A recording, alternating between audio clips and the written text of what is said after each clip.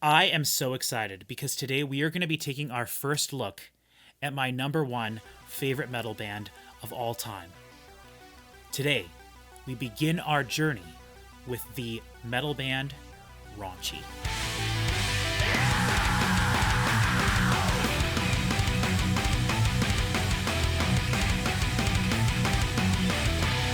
Hello everybody and welcome back to a very special video here on the channel. As I said, this is our first video looking into this band. This is a band that has been very near and dear to my heart for many years. This is one of the metal bands that got me into metal, even though they were around the same time, very early 2000s. 2001, I believe, was their first album. 2002, 2003, 2004. Those sort of years were when I was in high school, sort of learning what metal was and trying to get into a little bit of heavier music, at least music that was a little heavier than I was into in the late 90s, like Power Man 5000, Rob Zombie, those new metal sort of ish bands. And so, yeah, so I'm sure a lot of people watching this can relate to me here. I am super excited to do this video, but also extremely trepidatious because everyone knows, right? The feeling of trying to share a band that is special to you with people that may not like them and just totally like shatter your illusion of the band, ruin everything, and just destroy the whole universe with a bad opinion or reaction to them. So that's basically what we're going to be doing here today. Your audience wouldn't know anything about that. Yeah, that's true. No, he doesn't post the negative correct ones. Opinions here, yes. That's so true. That's such a great point. So to kind of get ready for this video, we recorded a video a couple of weeks ago that should be out on the channel for sure by the time that gets posted. I think it's going to be posted in the next few days. But we recorded a video that I'm just going to be titling What is Metal Part 1, like a conversation, something like that, where we were talking about metal in general. And that was where we sort of introduced these two people here. So over here, I have my cousin Cody with us. And his role in all of this is going to be from the point of view of a person who isn't really into metal music, has never been into metal, really, or heavy music really in general, is kind of what we found out the other day. So that's what he's here for, and I'm hoping that we can have some fun with him being here, and I think his opinion is very valid in regards to this entire thing and this whole project here. And then below me down here we have my good friend Chris Parker, who is a metal fan just like me, and someone who over the years I have shown this band to probably multiple times, but we've never really sat and listened to them closely, never with headphones, and never to more than just like one song on an album or something like that. I was thinking about this today because I had a friend this morning say that he sent me a message. He was like, "Do you like metal?" I was like, "Who have we met? Like, I've known you for 5 years." And he's like, "Yeah, that's what I thought." And he was like, he's trying to get more into metal, and he's had some success, but he's looking for more stuff. And I thought that I was like, I want to recommend Raunchy, but I don't know if I should. Yeah, and now I will find out if I can. Yeah, to me personally, I don't think this is a great band to start with, unless you have a very specific set of parameters that you like in music already. But Raunchy, this is probably going to be the heaviest band, unless Cody like really surprises us and over the next decade gets into metal and like becomes like a hardcore, like metal fan. This is probably the heaviest band he will ever listen to this degree, to this extent. So that's going to be interesting to see. Also, the fun thing about this band too is they are a kind of an interesting, and I'm curious to see how you feel about this, Chris, as we go through this. But to me, they're a really nice mixture of sort of like old school metal and the more new school sort of approach, because I'm pretty sure all of the drums we're going to hear on a majority of their albums are the actual drum sounds. Maybe there was a little bit of replacement going on, but for a band that is known for using a lot of keyboards and for basically having more of like a futuristic sort of industrial sound, they do not use overly processed and fake sounding drums really at all. Like, and I've said before and previously, I think one of my favorite parts of this band is the drums, but they're going to use a lot of recording techniques and mixing and editing techniques that were the things that Metallica would have done back in the day, right? It's what you're hearing is what they performed, and there's going to be a lot of, but at the same time, there will also be lots of electronic elements. There will also be lots of sort of futuristic, like, sounds and things that were created synthetically, a lot of which were played, some of which were programmed, and and then there's lots of clean vocals, lots of screaming vocals. So we'll get into all of that. But first, I just want to we're going to still welcome everybody to the video. Thank you so much for joining us. The point of this series of videos is going to be for us to go through Raunchy's whole discography because, wonder of wonders, miracle of miracles, they decided that they were going to get back together, be a band, and post on Facebook a couple of weeks ago that they have a new album coming out this year in 2025. So to celebrate, I'm here to share this band with the world because, unfortunately, I was looking online this morning. I spent like an hour looking. You cannot find anything on this band. This band is basically non-existent anywhere. I did not think to look on Spotify. Hold on, let me bring up Spotify and see what their monthly plays are. Only 23,000 monthly listeners. 23,000. That is probably more than, definitely not more than they deserve. They deserve to be as big as, they could be. But there are people like me who found out about this band back in the day, and they still think of them as a very special band, and they still hold them into very high regard. Their last album came out in 2015, and in my opinion, that album is a perfect album, minus the mixing. Chris and you and I have talked about this before. There are some very bad mixing things that happened with that album that I was thankfully able to kind of fix myself on my end and reburn myself a copy of their album. But we'll get to all that when we get to that. So what we're going to do over the course of these videos, and I think for now my plan is to do 4 videos, but that's going to kind of be up to you guys and something I wanted to discuss with you up front here. So probably a lot of this will be for us to discuss at the end of this video after you guys hear what we're dealing with, and then I'll let you guys decide at that point. But what you need to think about is, my plan for right now is to do 4 videos all on Raunchy, going through their entire discography. They have 5 albums. So, or I'm sorry, they have 6 albums now. So they have 6 albums, and the way I wanted to approach it was, in this video, we're going to listen to samples from their first 2 albums. Then in the second video, we would listen to samples, from their second 2 albums. So album 3 and 4.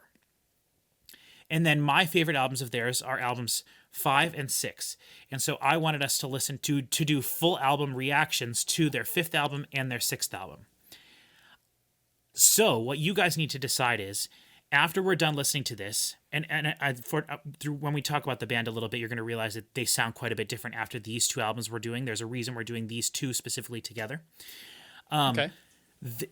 You'll have to decide whether you want to do it the way I just mentioned it, or whether you want us to do their first 2 albums in this video, their following 3 albums in one video, and then have the last video be their most recent album and a full album reaction to that. Because I personally think that both of you will enjoy their most recent album the most.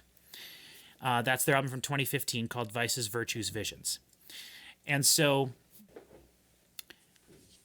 it'll be up to you guys. If you're not enjoying it as much, then what we'll do is we'll basically combine, and we'll only do one full album reaction, and then we'll do their first 2 albums with their first singer, and then their next 3 albums with their second singer, and then we will do a full album reaction to their third and current singer, their album from 10 years ago.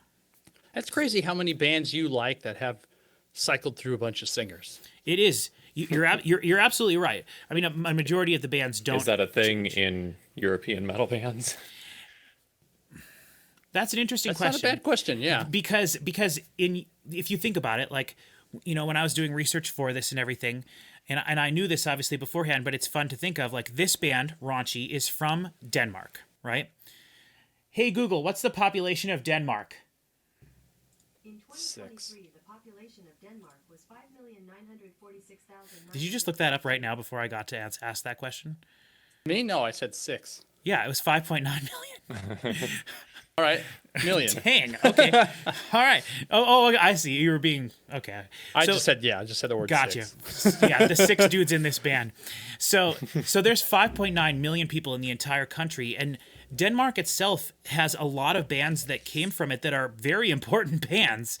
And it's funny we talk about this all the time, like the amount of bands from Nebraska The amount of metal bands from Nebraska that have any meaning whatsoever is none.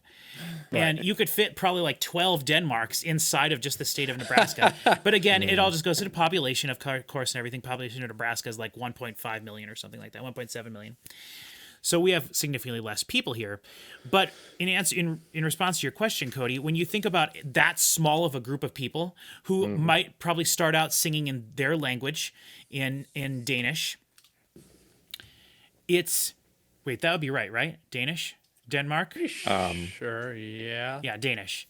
Because people from obviously Finland speak Finnish. Swedish people are Swedish. Netherlands are Dutch, and so Denmark would be Danish. I'm pretty sure. I totally apologize if that's wrong, but anyway, it doesn't matter. All the lyrics we're going to hear today are in English. But if you think about the tight-knit community, the metal community in Denmark, it's probably pretty tight. And, along with the band Raunchy, one of my favorite bands also when I was, getting into metal was a band called Nemec with an M, if anyone wants to look them up. And they know all the dudes in this band. People interchange bands like that all the time. So not necessarily lead vocalists, though. So to answer your question, Cody, it's tough to answer because I do feel like it happens a lot more in Europe because you just what actually ends up happening is what you do is two bands kind of several, like the drummer from this band and the guitarist from this band and then the singer from this other band get together and form like a new band based out of a super group kind of based out of those three bands. That kind of stuff happens all the time. And so as we go through these albums, I'll talk about some of the various side projects some of these people have had to just sort of like give you an idea of some of the different things that they work on. But so I don't know. Hopefully some of this kind of makes sense to everybody. I don't necessarily want to do this just to give myself an excuse to talk about this band on the internet. Like sometimes stuff turns into that if nobody else has anything to say. But and certainly I could talk about this band forever. But I want this to be more about showing this band and sharing it with not just you two, but like anybody that happens to watch this video, all the people who I beg and plead with on our Discord to watch these videos. If anybody from the band ever sees this, like, awesome. Thank you for being such a great band. I'm so glad you guys are back. I have cancer, so feel sorry for me and send me a copy of the new album early so I can hear it in case something goes wrong. I might die. I'm getting a bone marrow transplant sometime in the next few months, and if your album's ready, you might as well send it to me. I'll sign an NDA or whatever you need. But anyway, I'm very excited for this. All of this is leading up to whenever they do release their new album. They have not released any details on it. They've just said new album coming. In years past, they always released their albums around October. They kind of would release a single around Halloween-ish, and then maybe towards the last half of the year. Yeah. So let's see. One thing I want to do before we get too deep into this is because I'm parched, is I want to drink my beverage. Which Chris, you've seen this already. Cody, you have not. This is a Mount Sprecher. This is from the amazing store of Menards, Cody. And they got good bottle pop. This is their sort of like generic Mountain Dew version. And I tried one the other day when we were doing Metallica, and it wasn't the greatest in the world. But I bought a case of 4 of them, so. This is the thing. I was going to say how often you have a new drink, and you're like, ugh, that's vile. And then you keep drinking it, and then it's like, yeah, maybe it's not so bad. Or it's gross, and then you just finish it, and then the next one, here we are with this, where you're like, that was garbage last time, and here you are drinking another one. And I imagine it probably hasn't improved. It's all right. It basically tastes like sort of a... Because a lot of people do complain about Mountain Dew that there's too much sugar in it. It's too sweet. I think that they would probably like this, because it does have that sort of Mountain Dew taste, but it's not like overly sweet. It's not too syrupy. So... I also bought at the same time, I didn't know what it was, but I bought their version of Coke as well. And so my mom and dad have been drinking those because I'm not a big fan of Coke. It's pretty good, though, but it's just not super caffeinated, which is probably a really good thing. But okay, so real quick, I just want to start this video series off by saying a little bit about Raunchy overall as a whole. I have their whole discography here. I have all of their albums, and we'll just go through those very quick briefly. So in this video, again, we're going to talk about their first 2 albums. So their first 2 albums are the album we're going to be talking about first, which is Velvet Noise, and then their second album, which is Confusion Bay. Sorry for the reflection there. Confusion Bay. And so I have an original copy of, this is from 2002. I have an original 2002 pressed copy of their first album. And I also happen to have, I was very lucky and found this. You can buy, I just was looking on eBay to see if you can purchase these, but I also have the Digipack version of this that is, it says on the back it's a limited edition to only 2,000 copies, and I have 839. And this is a special version that comes with a gold disc. Cool. So this is straight up a gold disc. This album, in terms of Danish importance, this is a very important metal from the Denmark metal scene. There's a few people in the Denmark, the Danish metal scene that are important. Some of those being Jacob Hansen and Tu Madsen, who both work at a recording studio. I believe Jacob Hansen is sort of the guy that kind of runs it. And then Tu Madsen was someone who was working, I believe, under him. I did not look this up. This is just, I'm trying to go off memory here. And then, so Raunchy's albums are produced by Jacob Hansen. They're all produced by Jacob Hansen. And halfway through their career, they started, instead of being recorded and edited and everything by Jacob Hansen, it switched to a guy named Tu Madsen. And I absolutely adore the way every one of their albums sounds, except for their first one and their most recent one, and we'll get into that stuff as we go to it. But so yes, I do have 2 copies of their first album, and I think that's really cool. They sound identical. The gold disc does not make any difference whatsoever in the quality, if you can believe it. And then their second album, Confusion Bay, they do have they released this. Their first album, Velvet Noise, they re-released it in 2007 with several bonus tracks on it. And the cover for that album looks entirely different. It's brown and has skulls on it, and we'll see it when you guys open it up in Spotify. That is the version that they have on Spotify. And I was listening to it a little bit earlier. I do not think it was remastered. It might have been, but it doesn't say that anywhere on it. I've seen pictures of the packaging, including a sticker that was on the front of it on a new version. And it didn't say anywhere on there remastered. It's just a re-release, but it does have bonus songs. So that's, I believe interesting. The label that they were on in 2002 was just called Drugs, which I think is pretty funny. It could be. Nope. It's they were on Nuclear Blast. Interesting. This is from Nuclear Blast. And this might be, I don't know, just underneath the year on Spotify it says copyright Drugs. The letter and then P is also that drugs. totally fits with totally fits with what you'll find about Raunchy. But so anyway, they became famous later on for being a part of Massacre Records. That was, or Life Force, which is I believe a part of Massacre Records. But they, since you bring it up, they have 3 albums on Massacre Records.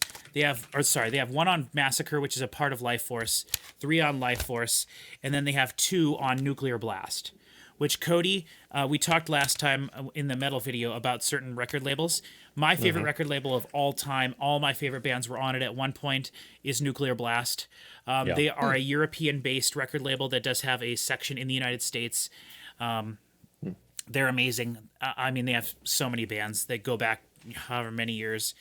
But the interesting thing about in the metal community, bands can join and leave record labels kind of willy-nilly. For example, In Flames was on Nuclear Blast, Life Force, Century Media for a long time, Massacre Records maybe I think once, Ferret Records once. So they kind of, you do different things. If you have a good relationship with a record label, you probably make a deal with them, like we'll do 2 or 3 records with you. Then you probably get frustrated with them over time, leave, go to another record label. Eventually, if you get big enough, you start maybe your own label. And so there's lots of different ways to do that. And check the Digipack. It looks like that one was on Drugs. The Digipack it says Metal Mind Productions. Okay. Huh. It says released under license from Nuclear Blast. Huh. Weird. Yeah. it just says Metal Mind Productions. So, but anyway, that's neither here nor there. Just like any band, Raunchy was young once. I found this out the other day when I was researching them. They're all kind of buddies who grew up together. Not necessarily all going to the same high school, but I believe they went to college together. They were friends when they were young, and then they decided to start a band, and it turned into what Raunchy is. I don't know if they had a name before or anything like that, but they have all been together. Their keyboardist, whose name is Jeppe Christensen, I believe, he is a very important part of the band. He joined after their first album, though he did play keyboards on this album. He wasn't an official member of the band until their second album, but he is just as important on this. His important thing is he does singing vocals, background and singing vocals. So let me just real quick. So after the two albums we're listening to today, they did Death Pop Romance. We'll get to that next time. And Wasteland Discotheque. We'll get to these two albums next time, unless you guys decide you don't want to do my favorite album of theirs, A Discord Electric, as a full album. In which case, then we would listen to these three albums together. And then Vices, Virtues, Visions is their most recent one from 2015. And this That's the one I recognize the cover on. Yes, this is the one we talked about on the Music Room. So, and I played you a song at that point then. So this is the one that has their vocalist's name is Mike Semeski. He's from several different bands. The Arcane Order, I think, was one of them. The Harp Machine, HAARP, all the Harp Machine. And he was in I wonder what that is. The Harp Machine? Yeah, because Muse has a live tour called Harp. Right. H-A-R-P, Do you know what the Harp Machine is, Cody? Don't look it up. Don't look it up. No. Okay. You don't know what it is? It is. I'm not sure if it's real or not. You can look it up now. But it's like a thing that has to do with this. It's some kind of like a machine that, like, as far as I understand it, it's this enormous machine that like pumps frequencies or something into the ground to control something. Okay. See what it says. See what it says. Is that this is in Alaska? Do they have like Yeah. they have like stuff on that in Russia, don't they? HAARP. High frequency active auroral research program, which researches Cool. the ionosphere. It's like a giant grid of power lines. That tracks. Yeah, it's some like it's a really cool thing if you look into it a little bit more. I only know a Yeah. tiny bit about it. But anyway, Mike Semeski is their singer on this album, and I think he's probably the reason you guys will like this one the most. I feel like his vocals are the most accessible, both singing and sort of screaming. Then there are three albums before that have a vocalist who they have two vocalists, and all their albums have two vocalists. But their keyboard player always sings. But they also have on these three albums, their Vices, Virtues, Visions, Mike Semeski, he sings and screams. And then they have a keyboard player that also sings, okay? Then their three albums from before that, they have a guy named Casper Thompson who does all the screaming vocals, and that's this guy with the sort of longer hair here. He does Guy that looks like a ghost. kind of. Appropriate. He screams, and he also does a little bit of sort of like background singing, but he's never like the featured singer. On these three albums, the singer is their keyboard player, Jeppe Christensen. And then on the two albums we're going to listen to today, their singer's name is Lars Vongstrup. Vongstrup. I don't know how to pronounce it. I apologize. I only speak English. I'm a dumb fat American. So Lars Vongstrup is the singer on these two albums. And I think you'll probably care for him the least, maybe, but we'll see. Most people, when you look at Raunchy's entire discography, most people consider Confusion Bay, their second album, one we're going to listen to today, to be their best work. I don't think so, but I think it's honestly either my second or third favorite. I think Vices, Virtues, Visions is perfect, but it's my second favorite, I think, if you overlook the production issues. If you can't overlook the production issues, then this is a fail. It's still great, but it's kind of a fail. A Discord Electric is by far my favorite album of theirs. I think it's one of the best sounding metal albums I've ever heard. I think it's enormous, but at the same time has a lot of contrast and dynamics to it. But Confusion Bay, the blue one, which we'll listen to today, it does sound really great, has fantastic songs all across the board, lots of great keyboards, and I think you guys will enjoy a lot of aspects of this. So that's kind of a general overview of their entire catalog. But like I said, we're going to just focus on these 2 albums today. In order to go into the studio and make this album, I believe I mentioned this in our video the other day, if legend is true, they won a Battle of the Bands contest to get recording time at a professional studio. And that would be Jacob Hansen's studio. So I'm not sure what it's called exactly. It doesn't matter. But they went in, they recorded this album, and the rest is history, I suppose you would say. So I've got a couple of fun things for us to do as we go through these videos, and one of those things is a series of album reviews that I found back in 2014. It was before their new album came out, from a website called No Clean. Hold on, what's it called? Let me look. No Clean Vocals, I believe, or No Clean Singing. It's nocleansinging.com, which is a perfect example of something we were talking about a bit in the metal video, and something that I actually had a bit of justification on talking about. I was watching a Trivium video earlier today. Earlier this day. And Chris, I'm sure you've heard Matt Heafy talk before about stuff, or just interviews and stuff with him. He's the singer for Trivium. I am aware of Trivium. I've never seen him talk about it. Okay, well, anyway, he was talking about how back in the day when they first started as a band, because Metallica enjoyed them, and there were certain big bands, I think maybe Slipknot, there were certain big bands that were fans of them, so they got to go on tour with all these famous bands. Old school metal bands, thrash bands, all this stuff. Because they were the type of band that they were, where they would play super heavy stuff and then also do singing, and they had keyboards and little keyboards and stuff in some of their music, people just mercilessly made fun of them, and people were really super mean to them. And the reason I bring that up is because we talked about this, like I said, in the metal video, the What Is Metal video. In the early 2000s, when I was getting into metal, there was very much this stigma on, you do not do clean vocals and you do not have keyboards in your band, or you are a pussy band. And that was absolutely a thing. We were right on the cusp. And it's so funny because nowadays I don't think that exists anymore. And it's not just because the most popular music incorporates both pop music and metal music into it, like Bad Omens, or some of those bands we talk about all the time, Poppy, for example. At the time, though, there was really a stigma, like I said, on doing singing, having melody and harmonies, background vocals, doing harmony vocals, and having parts of your song where the guitar just didn't play, stuff like that. It was really considered a big no-no if you were a true metal band.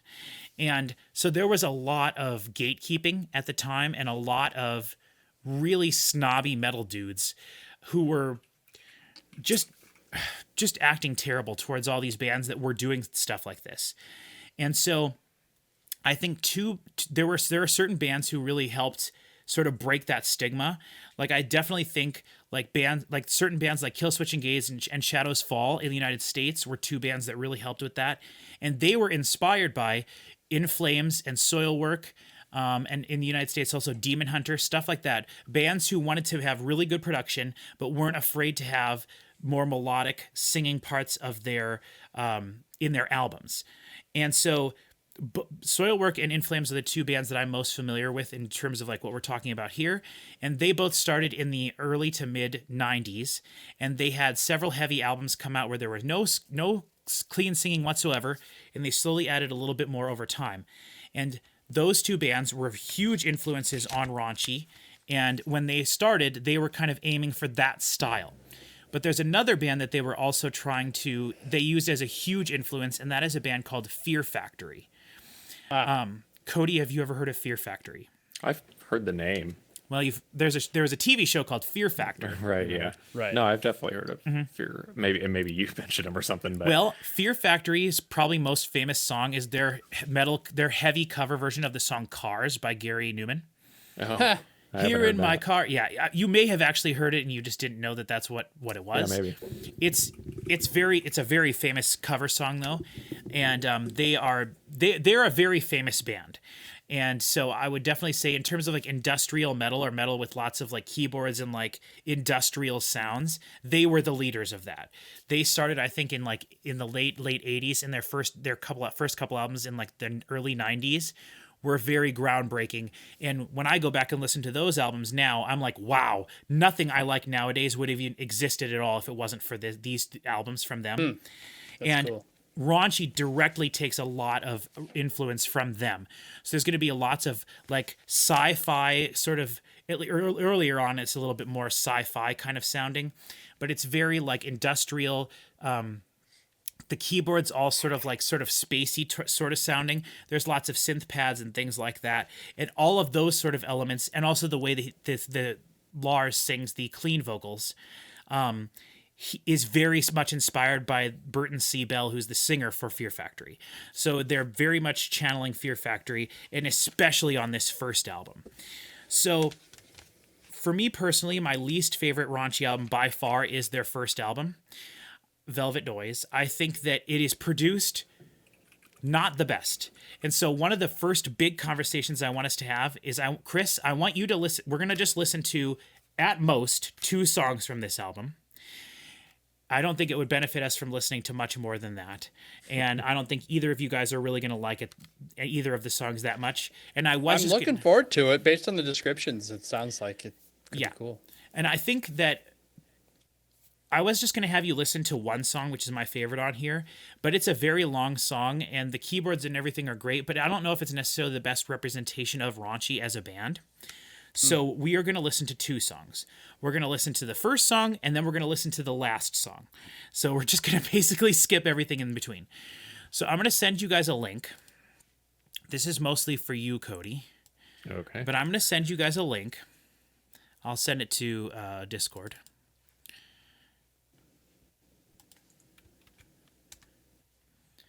So I'm sending you a link to a really nice website I found that has all Raunchy's albums listed right there, and has I hope correct lyrics for every song. Okay, good. Huh. So go to that page, scroll all the way down to Velvet Noise. It's at the top. Sorry, all the way up at the top. We are going to listen to 12 Feet Tall first.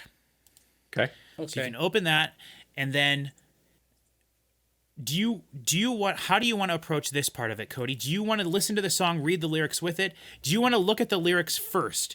Do you want to analyze the lyrics, as it's happening? Like, how do you want to approach this? And I'll tell you this. I was sort of telling you this earlier today.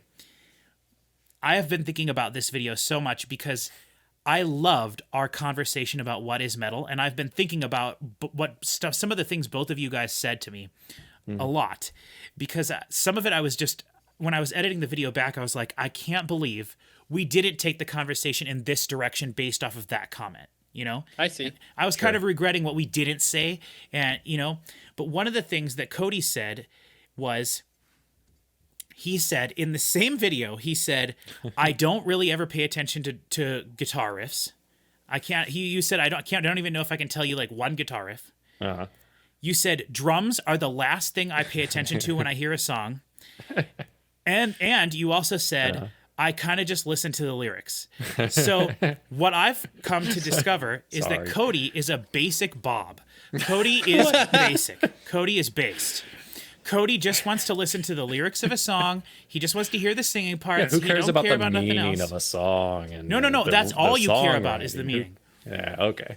You could just read poetry and then you wouldn't have to listen to music. Great. And so that's why I bring up the option to read the lyrics beforehand. So anyway, okay, so I'm totally just messing around. But like, Raunchy's lyrics are very stupid. It is dumb. Good. It is dumb. The chorus of this song is, I want to be one, the center of 12 feet tall women gasping for heat, burning fire, water, green, silk cut shag. Crank it up till it bleeds, whiskey, coke, skirts, fights, birds choke, lever to wheels, high speed, fuel peaks, meat. Okay, that's the chorus. Just a Scrabble bag. Right. So the first thing I got to say right off the bat here is, anybody that's watching this, thank you for sticking around for a half hour while I talked about the band. Please don't be upset at some of the lyrics that this band uses. First of all, it was way back in the early 2000s. Times were different then. Okay, political correctness wasn't necessarily the biggest thing. Also, sometimes rock stars are known for having a penchant for women and groupies and stuff like that. There may be some mention of some frolickings happening in some of these songs. And also there may be some mentions of some drinking and some smoking and some stuff like that. And, we're just going to probably ignore most of that. So, take This that. is do also with you it can what check will. the box when you post the video that says this video is made for children. I've never clicked yes on that. None of my videos are made. Can for you understand the lyrics when they're singing them? Well, that's what I'm excited for you to see. I'm Great excited to question. see what you think. So that was Okay. why I was saying, if you want, like I said, I definitely think it would benefit you specifically to have the lyrics pulled up so you can listen along. Yeah. But sometimes I find that really distracts me from listening to the music, because I've sat and listened to these albums for hours with reading the booklet, reading the words out of the booklet, and also just listening with not looking at nothing.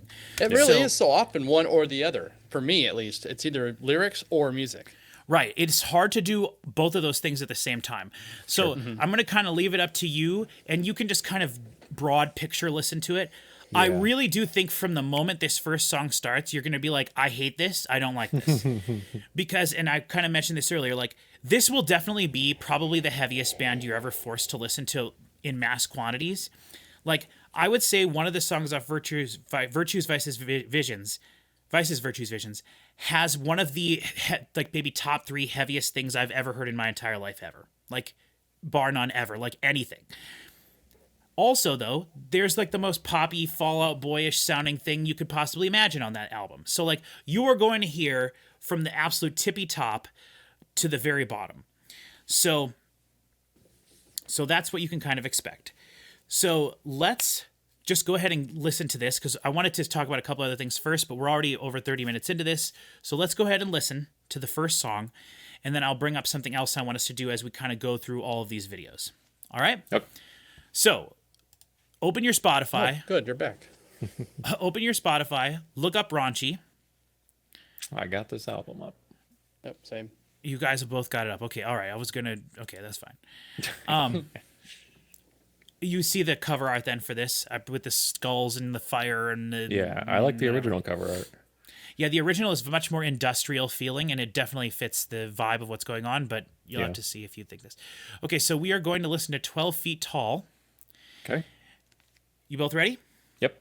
Okay, again, this is 12 Feet Tall from Velvet Noise, Raunchy's first album that came out in 2002.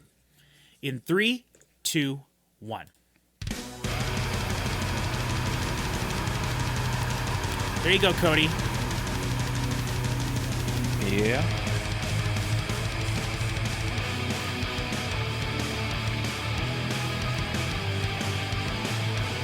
Now, see, now we're moving into music. Yeah, Chris, I want you to think about why do you like the mix, and then what's wrong with it?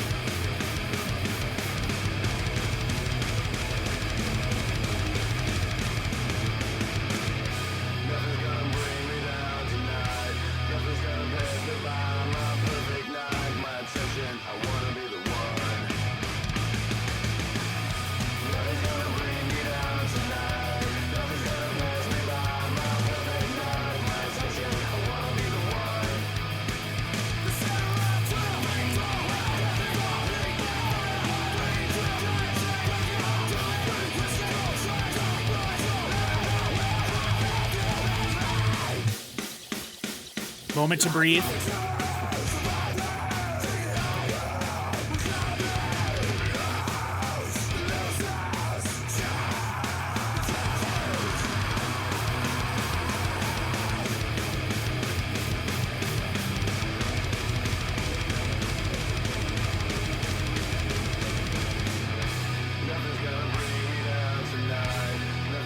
when he sings this part, is this considered clean vocals or is this Yes. still Clean okay. vocals. Good question.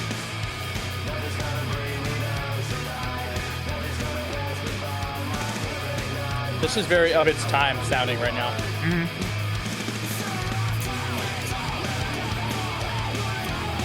Very 90s still. Yeah.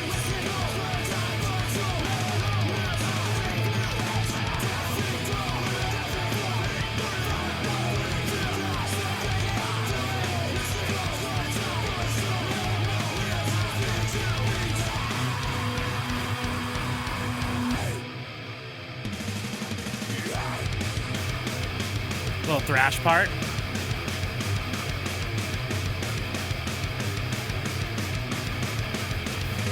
What makes it thrash? The riff? The drums mostly, and then also the fast guitar riff.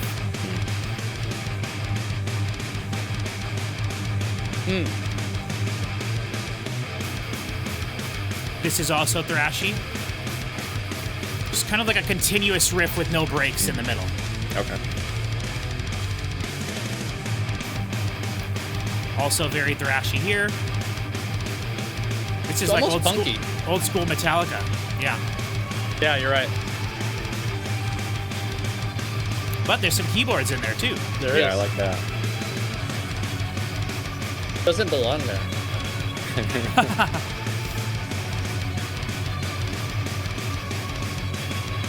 It's really wild. I think I would be, yeah. Normally, I agree with you about how like keyboards can really bring a lot to metal. Right. But I think I'm gonna go with Chris on this one.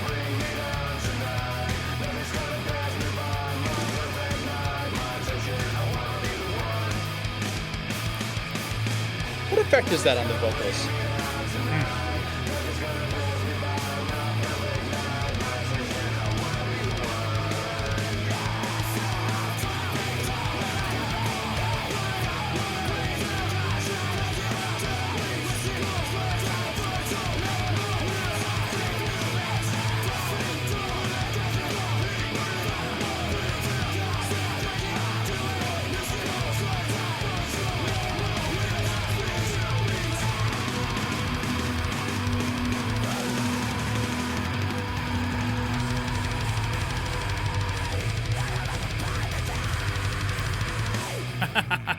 I love that at the end.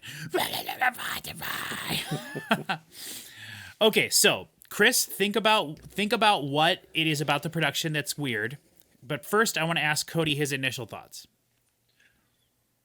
Well, I mean, I can't say I liked it, I guess. I Right, don't know. and I wouldn't have thought It so. was, I mean, that song to me has a screamed chorus. yeah. So the first song we listened to had a scream chorus. In terms of the metal that I like and that Chris likes a lot, most of this stuff is going to be somewhat heavy, and then the choruses are all going to be the parts that you sing along with.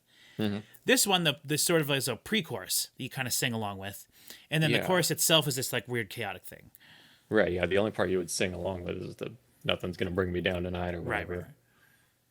Well, Yeah, I I mean, don't know. you could also the center around 12 feet tall women gets me fall. Hey, get I barely even picked that up when he got to that part. That Impossible to figure Yeah. out lyrics and stuff like that for me. Well, because it was recorded stupid, but it was the only way it could have physically possibly been done. I'd love to see them do that live and see what the heck they do.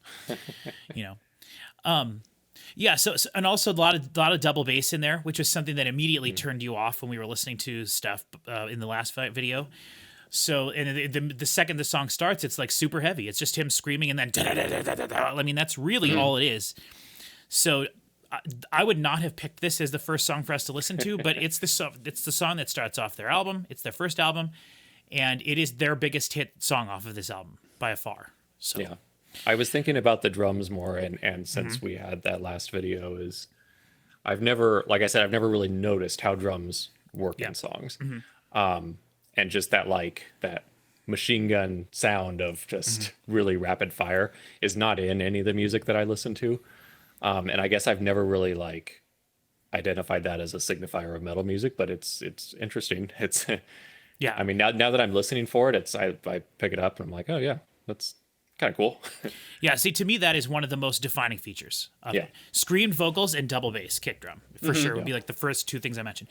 One thing I wished I would have said and we would have talked about last time and gone way in depth, which we're not going to do it right now, but one thing I should have said right away is just a simple statement is generally the drums, the kick drum specifically, in a metal song are playing as fast as the guitar riff is. So like if the guitar riff is just da-dum, da-dum, da-dum, usually the kick drum's going to be going boom, boom, boom, boom, boom, right? But if the guitar riff is like most bands would go right?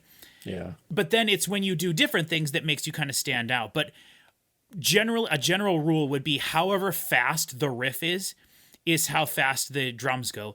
And also, if you're a simple metal band and you're not great at writing songs, the general rule is when the guitars go chug, you hit the kick drum down. So it's this just chug, like when the song feels big, the kick drum is one of the things that's helping it do that. And it's almost, you almost never, ever hear a kick drum playing faster than the guitar riff, ever. Never. There's only like I can't even think of a single example of that off the top of my head. We're gonna maybe hear a couple things like Raunchy. I said the drummer Morten Toft Hansen, the drummer for Raunchy, is my favorite part of this band, and he is my favorite drummer of all time. And that song, depending on how you were paying attention to it, there's lots of different drum parts, but you'll really get to hear as we go on what he does that separates him from other metal drummers to me, and why he and the drums are such a special, important part of Raunchy. But yes, in general, you'll never hear the drums playing faster than the rest of the music. The only thing that will never happen, generally. Well, yeah, because with the music going as fast as it is, it's still got to be within the confines of a time signature. So the drums would have to effectively go at an inhuman speed, unless you slow the guitars way down, and then you just have it. Yeah, there's a mismatch there too. So I guess Right, but but like just for Cody, for someone who wouldn't know, like Right. you'll never hear a slow guitar riff with over the top of it. Okay. Or also, and you'll hear this a lot too. It double bass is like a specific like machine gun, like you were saying. Yeah. It's constant, like it's a but also one of the most core elements of metal is like a triplet, and then you can also extend it to triplets. You can extend it to a quad or whatever the fifth would be, but or a sixth, depending on what time signature you're in. But like it's very common in metal for a guitar player to go right? And so the drums are generally going to be following. Again, if you're a simple metal band that's not super like trying to do something crazy, generally the kick pattern follows the riff. So if the riff is da-da-dum, dum-dum, da-da-dum, da-da-dum, da-dum, dum-dum, the kick's going to go ba-da-da-ba-ba-ba-da-ba-ba, like exactly with the riff. Yeah. And so you'll never hear a slow guitar riff with ba-da-da-ba-da-da-ba-da over the top, which is why, Chris, one is so crazy during that part when Lars plays that double bass part before it gets to the, darkness part. Where it's all together. Right. So that's one thing I wanted to mention about the drums, Cody, and just in general metal drum stuff. Yeah, that's interesting. So something you can kind of think about as we go through. Yeah. And the cool thing about Raunchy is what they kind of evolve into later is where we get into like my favorite guitar riffs of all time. Like if you took my top 10 favorite guitar riffs, I would say 8 of the 10 are all Raunchy guitar riffs. And then the other 2 would probably be Mook ones, maybe Scar Symmetry in there somewhere. But yeah, okay, so Chris, what did you think of the mix? Because to me, there's some very clear and obvious things in there that are wrong and make it my least favorite Raunchy album. But how did you feel just hearing one song for the first time? I don't know what the technical term is for what that sound was, but it almost sounded phasey, where it's like, it's like there was just some kind of, like it was a smear, like there's a Vaseline smear over the lens. If you were to turn it into like a visual analogy, Yeah, it's just so smeared together. The vocals are too low. that's the And main there's thing for me. Yeah, and there's some weird, almost like tone buildup in the guitars where it gets really woofy on a couple of different spots. Where Yes. it's like I can only hear this like kind of a thing. Right. And so, Cody, it's not supposed to sound that way. You're supposed to be able to hear Yeah. the clear definition of everything. Yeah, you're Gotcha. supposed to like it. Yeah. So, so to me, there's two things about the mix. One, whenever he is doing clean vocals, the vocal goes down like 5 dB. It is like becomes buried. Yeah, Yeah. I noticed that. Too. Disappears. Now, based on what we were saying earlier, can you think of a reason why that would be? Oh, I mean, there's you- so many other problems with the mix. I know, but think about it like this though, from the perspective of you're a metal band, you're trying to break out, but you have singing, but you don't really want people to know. But you're they're not singing. hiding Oh, right, it. right. At No, that you hour. are. You are. That's why the vocals are low in those parts. I honestly, Chris, there are so many albums that I have from metal bands who went on to become fantastic, but when they first started incorporating singing vocals, they shot those suckers to death and killed them in the mixing room before. Yeah, it's I could crazy. see that. I mean, he wasn't exactly belting them out, Yeah. front Right. and center. Right, and one of the things I love about Lars is that he has a lower register voice, so he's not going, "Nothing's gonna bring me down." He's going, "Nothing's gonna bring me down tonight," right? Yeah. And so it isn't super like, but like when he's screaming, his vocals were double the volume of what they were when he was singing. And it's way more egregious on other songs on this album. This one in particular, because the chorus is him doing the 12 feet tall women got me for air. Like each one of those words is a separate take.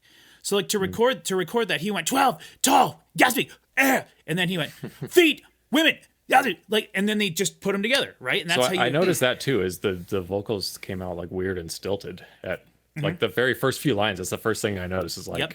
this is like patched together. To me, that is also the sign of amateur songwriting. When you have Yeah. a phrase and you can't fit it all in there, so you have to overlap. Yeah. That's very bands for the first album type thing. At first, I thought it was like maybe they had two vocalists going and like one was handing Yep. off to the other one. Yep. In this case, no. So almost every vocal you're hearing here is Lars, and he is doing all the singing, all the screaming, the different styles. That's something else we didn't talk about in our other video, Cody, that we didn't have time to get into. Right. But one of the things I personally like about screaming vocals is you can think about metal screaming vocals from good bands that have good vocalists. Like for me, the best example is Christian Alveston from Scar Symmetry or Bjorn Speedstrid from Soilwork. You can think of it like a barbershop quartet, except instead of notes, like a baritone or bass, baritone, alto, and soprano, instead you can think of it as there's the high-pitched scream, the like normal register scream, the low screams, the growls, grunts, stuff like that. And then the point of it is, if you have a singer that can do all those different ranges for screaming, you can go la la la, but then rah, rah, rah.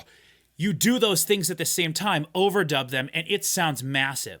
But then when you get bands that are really cool, the vocalist will write vocal parts, and he plans, this is going to be low voice, this is going to be a growl, this is going to be a scream, this is going to be a this, and then it becomes this like, it's not 4-part harmony, but it's like 3 to 4-part vocals, and you have like a low grunt, grunt or growl, a high-pitched scream or yell, and then clean singing, and then you can do harmonies with this clean singing, and then really, really good vocalists can do pitched screams. But there's not a ton of vocalists that can do the pitched screams, although it's becoming more common now. But back in the day, they didn't care about it as much. It was more of a punk thing where you just kind of screamed at your pitch, and every song was in the same key that fit the pitch of your scream. Or some bands didn't even think of it that far, and they just did whatever the singer could do. But good bands, and what we're going to hear with Raunchy is their vocalists can do low stuff and some high stuff. But when we get past the Lars albums, there's 2 vocalists. One guy that just does the singing, one guy that does the screaming. So, but try to pay attention when you're hearing different pitches of screams and how they're going together. And think of it like a normal register voice and like a low octave voice underneath it to thicken things up. That's how I started thinking of it at first. And now that's one of my favorite aspects of metal is the different styles of really cool. metal vocals and how they work together.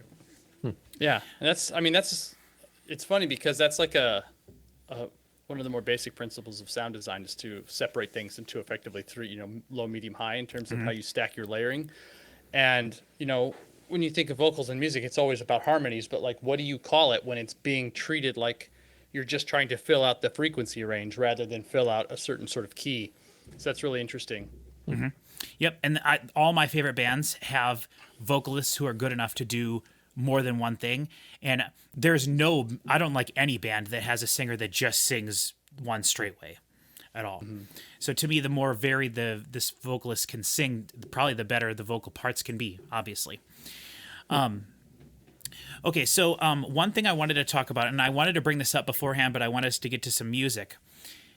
I found back in like 2013-ish, 2014, before Vices, Virtues, Visions came out, this website, I brought it up a while ago, called nocleansinging.com.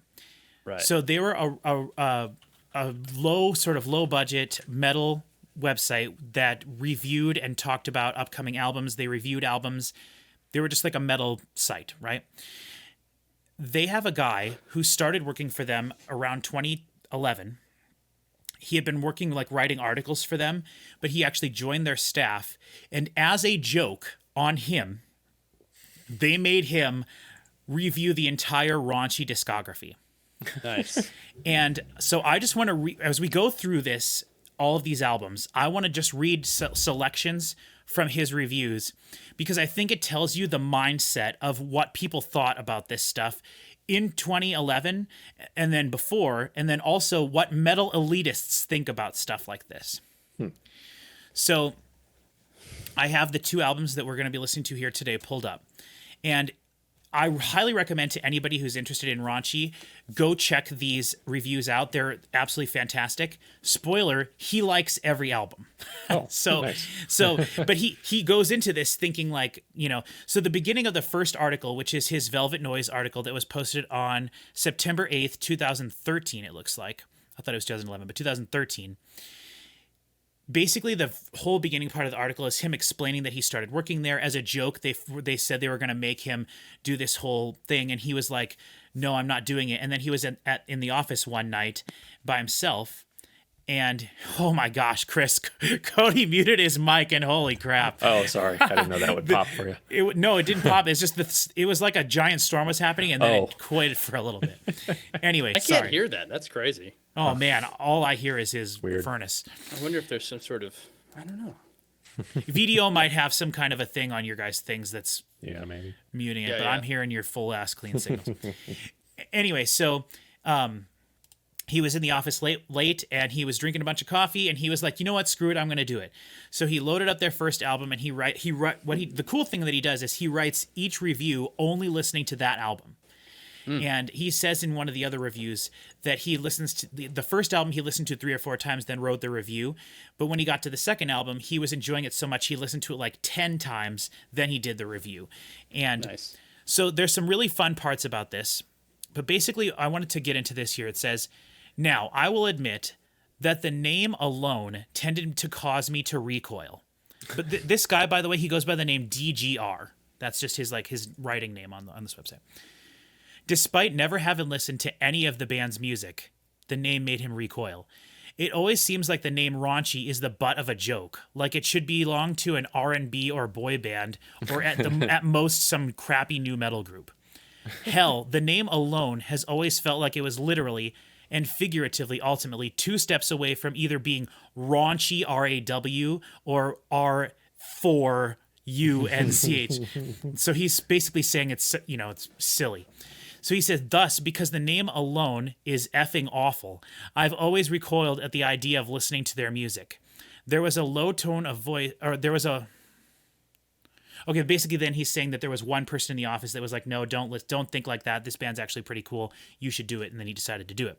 But that is something that Chris Parker has intoned to me like many times over the years when we talk about Raunchy and certain bands. He hates bands because of their names, which I can't imagine doing. How much? Some of them. How much bigger could this band have been in America if they had a better name? Did they just think that was a cool English name? That's a cool word in English? Because it's kind of lame. Is it though? Like, I've never thought of it as a weird name. Because to me, when you go on the internet and you type in Raunchy, what comes up is this. Do that. Well, no. Don't do that. When you go to like eBay or whatever and you type in raunchy, the stuff that pops up is Dwayne, like a very old famous like bluesy twangy song that you would all definitely know. There's a song called Raunchy that Dwayne Eddy recorded, and everybody has recorded it since then. You can find like thousands of covers of it on YouTube right now. It's like a basic twangy guitar song.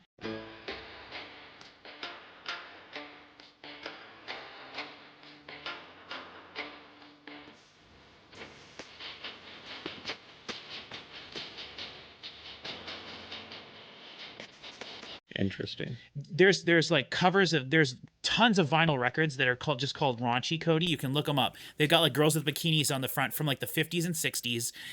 And it's Billy Vaughn did a version of it. There's all these famous things.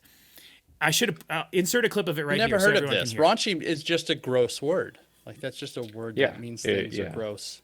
So to me, I've literally never thought of it that way ever. Like to me, So funny. I mean, I was probably stupid and young and naive, and so to me, Raunchy is just the name of my favorite metal band. Like I've never It's thought like of naming your band like Juicy or something. I guess, but like I don't know. See, to me, Gag. to me, Raunchy really does kind of describe their sound and everything. Like it's when you type in Raunchy, stuff comes up like it's a synonym or whatever for dirty. Yeah. And like. To me, that's kind of cool. Like I describe stuff as like dirty, gritty sounding all the time. Like that's one of my favorite ways to describe kind of something. dirty though. I guess if you take it that way, but you can also take it that way. You can take it. I mean, you can. That's the only way I've known to take it. But I'm just saying, to me, like I would never dismiss a band because of their name. No, I wouldn't either. Right. But I would never do that. I like We Butter the Bread with Butter. So Right. You like plenty of bands with ridiculous names. And I don't know. I don't need to be represented as someone who dismisses bands outright because they. Oh no, I know. I'm just kind of laughing. I think most of the time it's you jokingly be like, "Well, their name's so stupid. Why would he?" Like, it's more of like a joking thing in general. But you have said it to me over the years multiple times, like what their stupid name like would prevent me from listening to them or whatever, trying or whatever. Yeah. And the fact that this guy started this whole article, his whole series of articles off with this, like how stupid is their name? And then he references it in every single article. It's like, get over it, dude. But like whatever. He brings that up for every album review of theirs. He brings up how stupid their name is in every single one of these reviews. That's funny. Every single one. Okay, so I'm just going to read a little bits of this and see what you think here. So we just heard one song already. It says, one of the striking things about Velvet Noise was that the roots of them becoming something of a metal band playing pop music were already showing in the group's first release. They apparently ping-pong back and forth between genres quite a bit, according to the other writers on the site that have heard their stuff before. This disc, as a whole, has a very end-of-the-millennium production style, even the guitar tuning. It says, it's crazy hearing that new metal guitar crunch again after years of finally purging that style from my system. So this whole article is written from this like, ugh, I can't believe I gotta hear this music with singing in it. Blah, blah, blah. And it's partly like a tongue-in-cheek thing for them. The website is literally called nocleansinging.com. Yeah. And that should tell you everything you need to know. But like I like the angle he's going at this from and everything. So he goes on, he compares them to Fear Factory. He compares them to Spineshank, which is also a band I love. It's surprisingly heavy.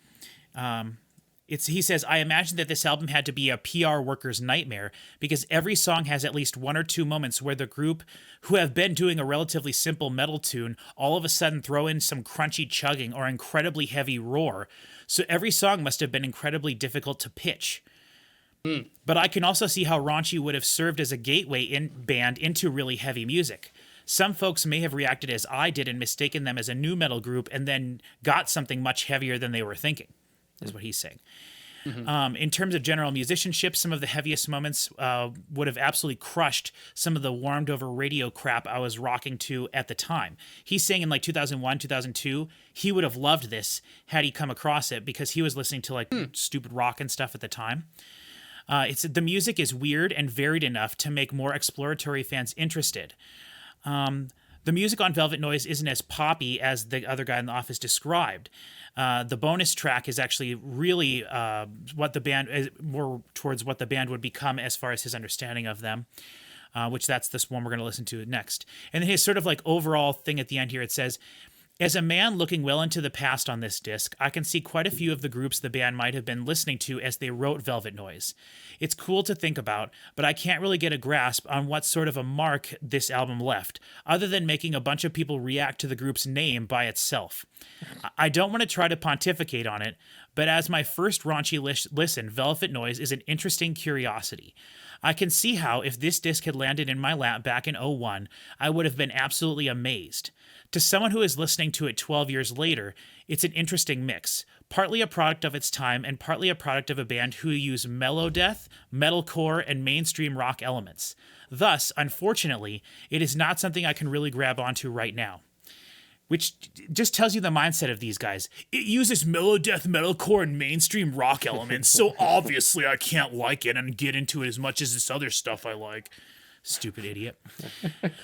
It says, one thing I really take from this and expect to pop up as a constant theme as I move my way through Raunchy's 5 discs, at this point now it's 6, is the refusal to adopt to one style and the schizophrenic aspect of their music. Whether this is true or not, I don't know yet. I am, however, excited by the 3 sentences summarizing their second disc, which basically he just goes on to say that it's most people's favorite album. So he was excited to hear their next album. So that's his thoughts on the first album. And I skipped, 7/10 of this whole article. So anyone can feel free to go watch this. But as we go through all of these albums, I want to go back to this and read little bits and chunks of what he thought, because I think it's interesting to hear from the perspective of someone who is this like entitled metal elitist person, so Okay. it's interesting. Okay, so let's go on to their song Never Be, which I guess was a bonus song on this album initially. However, it's on my regular version. It doesn't say bonus song or anything. It is just track 10. It does on this version. It's the same thing. It is listed as a bonus song, however, on their 2007 release of this. So maybe it wasn't initially included. I'm not too sure, but. And I don't. By the way, I think I said earlier this is from the first year it came out, but I don't think this is a first pressing. This one, I think this is after the first pressing, and it's certainly not like a Danish pressing. This is I think it's a German pressing. So from Nuclear, but Nuclear Blast, I believe, is centered in Germany. So I could be wrong about that, but okay. So pull up Never Be. Now you'll notice the length of this song. It's ridiculous. Sorry to tell you this, but Raunchy has really long songs, and I'm all here for it. So I love that the song before it is called "This Is Not an Exit." And it's 8 minutes long. Right, and that's kind of funny being the penultimate song. Well, title. and again, that is probably was supposed to be the original last song. So I don't know. Okay, this is Never Be. I'm really excited to see what you guys think. I think you'll both like this more. However, if you're like me, this song might kind of drag on as we get through it. So if we get to a point where you're both like, we've heard this same guitar riff enough times, we can stop this, let me know and we'll just move on, okay? And I'm serious with that. Please let me know if you guys both bring it up. Like, okay, I think I've heard enough of this. If the other person agrees, we'll move on. Okay, this is Never Be in 3, 2, 1. It does start really quiet. So if you don't hear anything right away, you will. Really curious what you guys think about this one.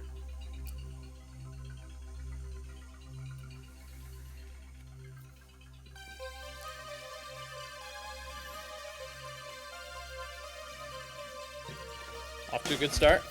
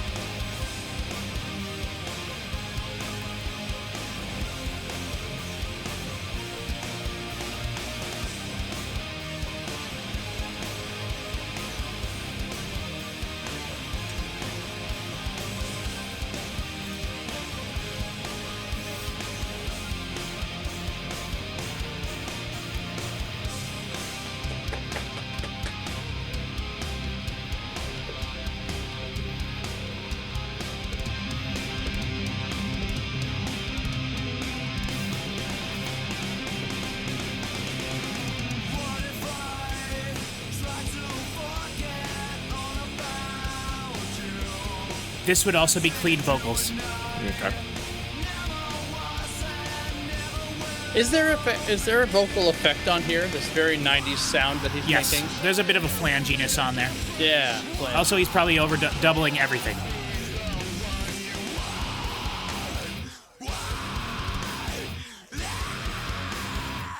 This is such a... It sounds so first album. Yes, it does. It's very contained. Nothing feels massive or big. And even in the songwriting, like just the structure of it, for whatever reason, it does have a very first album feel. Yeah.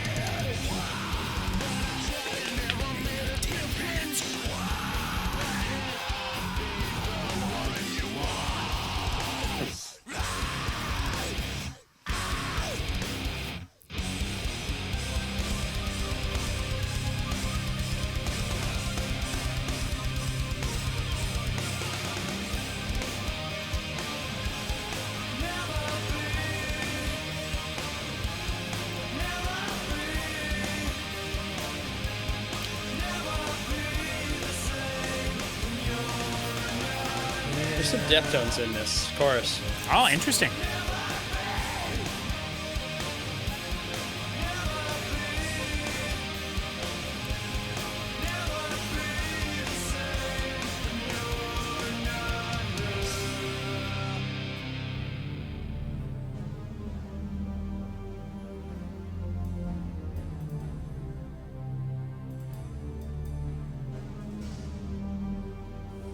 I feel like early 2000s, it was not the time to be doing synthwave, so this is a pretty unique thing that they're doing here. I was going to mention that as well. Cody, this band is very ahead of its time. Oh, okay. Yeah.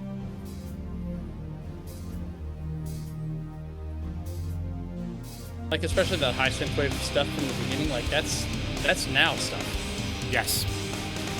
But based on stuff from the 80s, and Raunchy is heavily influenced by 80s pop music.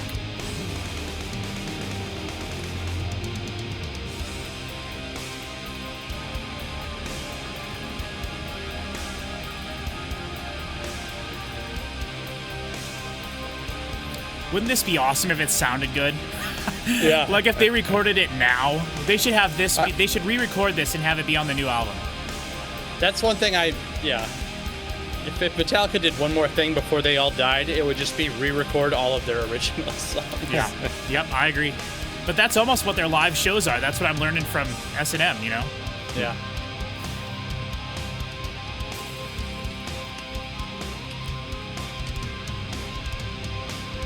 So does it feel like we're 4.5 minutes into it? A little, but it's not bad. Right. I mean, technically we're just to verse 2 right now. You know?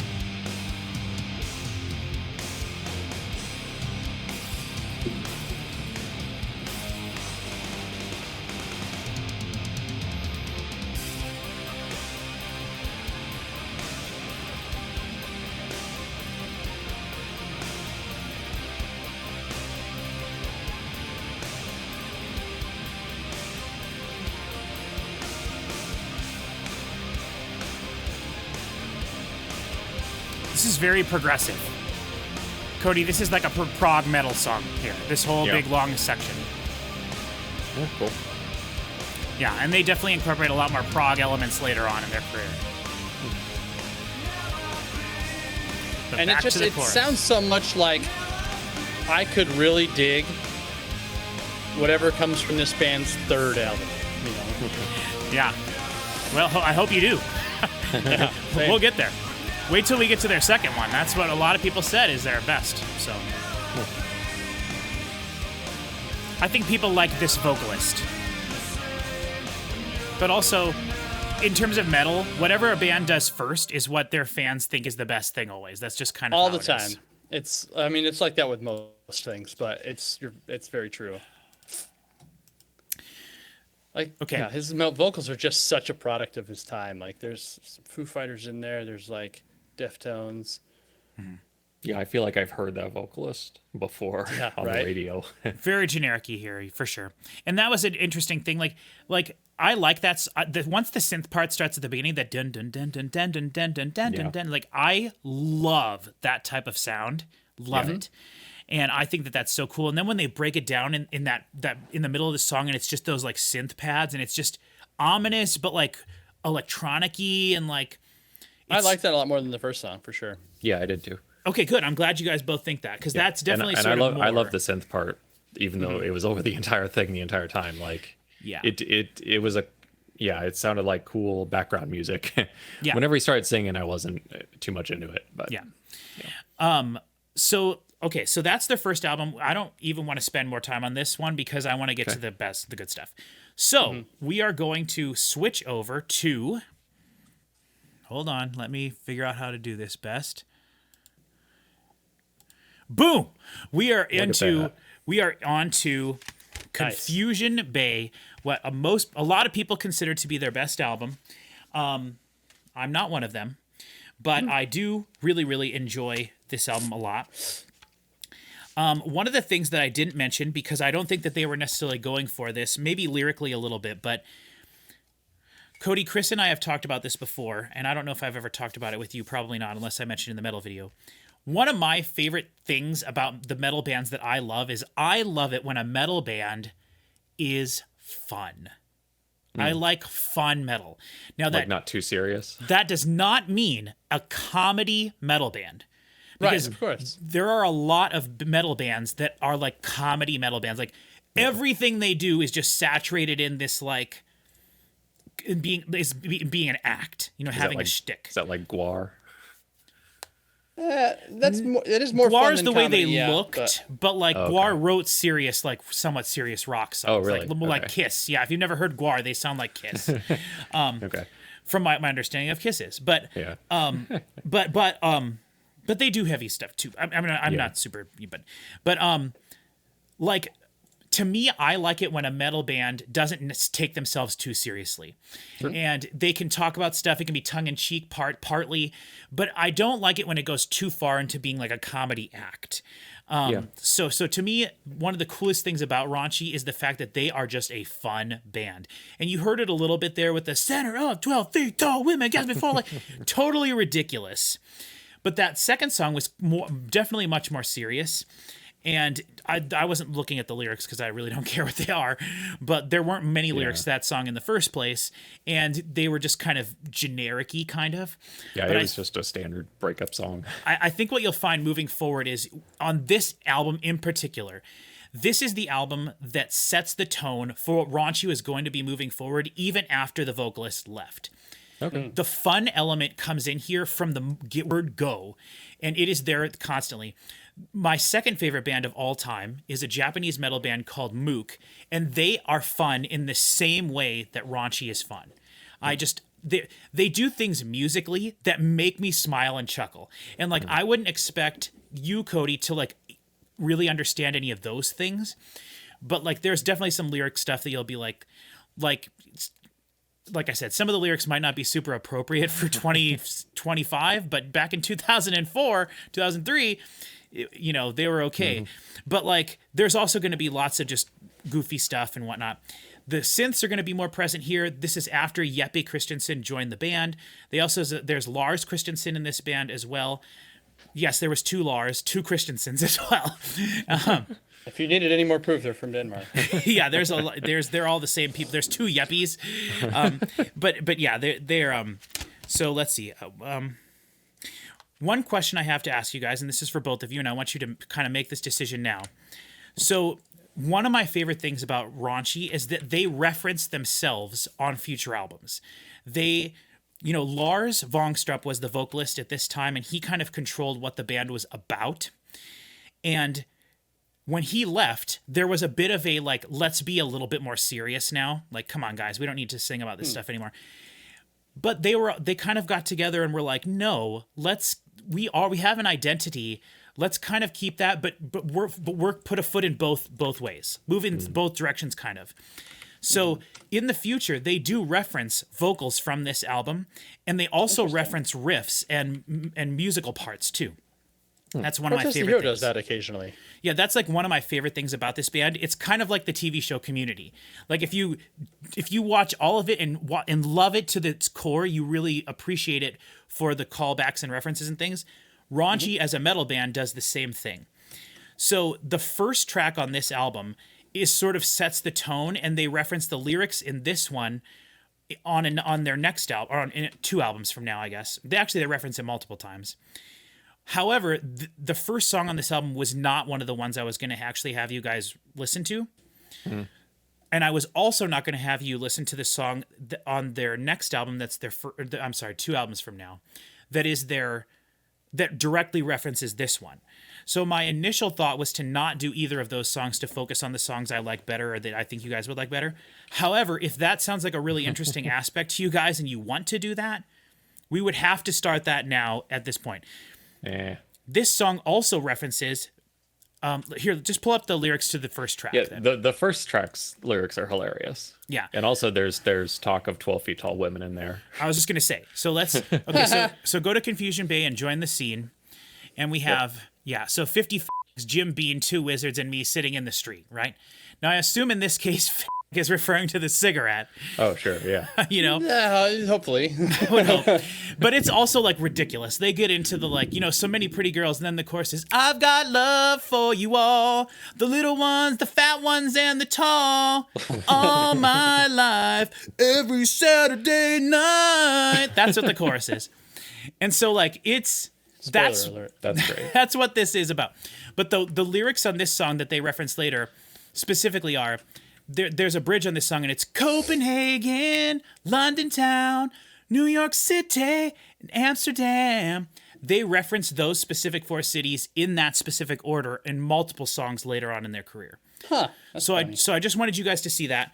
And also throughout this album, Lars mentions he references people being a big cigar. And what he's talking about is the executive person, the dude in a suit controlling everything. Yes. That's also a theme of a lot of stuff we get here. So you'll notice that. Yes. So it's the big cigar, right? Is what he calls it. That also gets referenced later on when we get the other vocalists. So yeah, I don't know. Let's just go ahead and listen. So you guys, we'll skip the first track. Also, there's lots of swear words across their entire catalog. So I'm going to have to edit. I'll edit those out because I always do on my channel here. I know you guys don't care, but I do.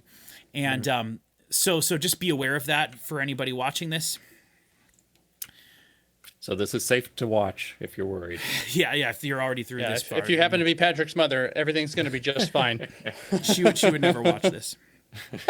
Yeah, exactly. Although I'm sure I probably made her listen to 1 or 2 raunchy songs over the years. So what we're going to do then is the songs I want us to listen to on this album is tracks 2, 3, 4, 6, 8, and 11, basically. So the whole album. No. We're skipping 1, 5, 7, 9, and 10. So about half the album. Again, we only listened to 2 from the first song. Like every other album, we're going to listen to 4 or 5 songs for sure. And since we only listened to 2, we're going to listen to a little bit more on this one. So don't expect us to listen to a million songs off every album. And if you guys don't like it, we won't listen to that many. I would be okay if we didn't listen to the final song, but there's a cool part that says shout out to John Michael Montgomery in that song. Okay. And so I like that part. Or no, sorry, John Mellencamp. I get John Michael Montgomery and John Mellencamp mixed up. John Mellencamp. Who doesn't? I get John Mellencamp confused with John Cougar. But isn't that the same They're person? the same. Yeah. Okay. Whew, you scared me. I was like, maybe I've been wrong this whole time. Okay, so let's just go ahead and listen to the second song first. We'll do that. Okay. I think the best thing to do here is, do you want to know what that guy said first, or we'll listen to a couple songs first about this album? I don't know. Oh. Honestly, I forgot that was something. That way we can agree or disagree with them. Okay. Yeah. Yep. And again, I'm not going to read the whole damn good article. point. So, okay, this is I Get What I See, and I think this is a great. If I could have had it my way, we would have skipped the whole first album, but I thought it was important to do that. This would have been probably the first song I would have played for you guys. Okay. So this is I Get What I See by Raunchy off of their album Confusion Bay, which came out in 2004. In 3, 2, 1. Really excited for you guys to...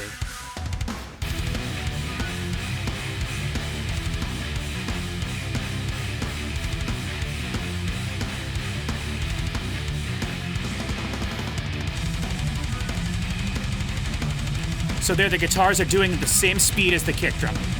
Yep. They're going... Yeah.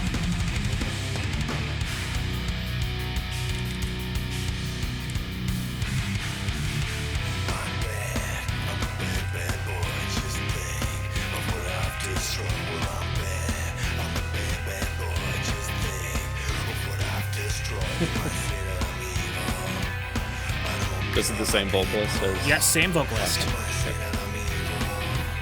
I don't care about ugly people.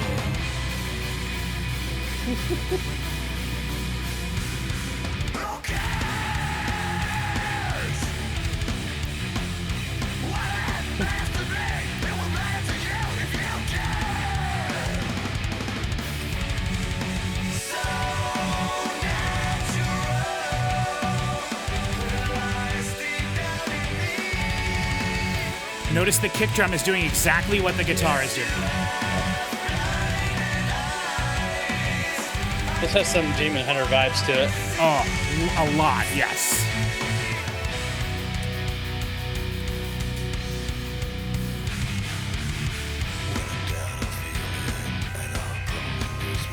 If Chris Schoenberg hears a metal vocalist do this low voice thing, it makes him want to rip his ears off of his head.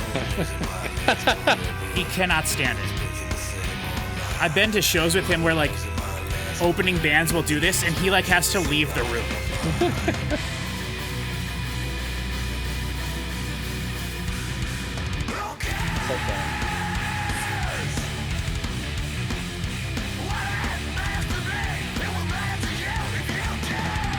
Can you tell what he's saying, Cody, when he's screaming? A little bit, yeah. More so than the first album, for sure. Yeah, a little bit. Well, it's produced a million times better. This is actually also some In Flames here. Cody, Chris, all these bands, same year. This is metal to me. Mm-hmm.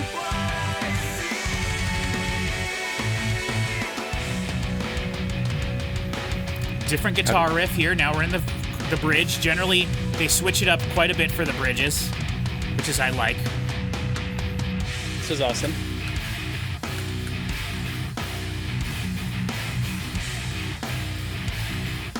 Good old Lars Ulrich drum beat.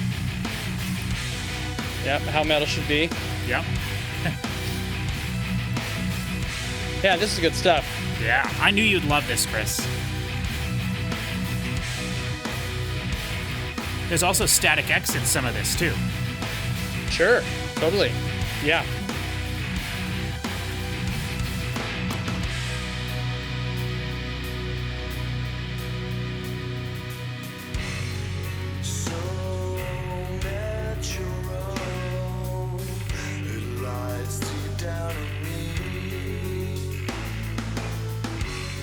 Clean guitar, clean vocals on both sides. Crunchy bass. Yep. Pretty moving drums, but lots of cymbals.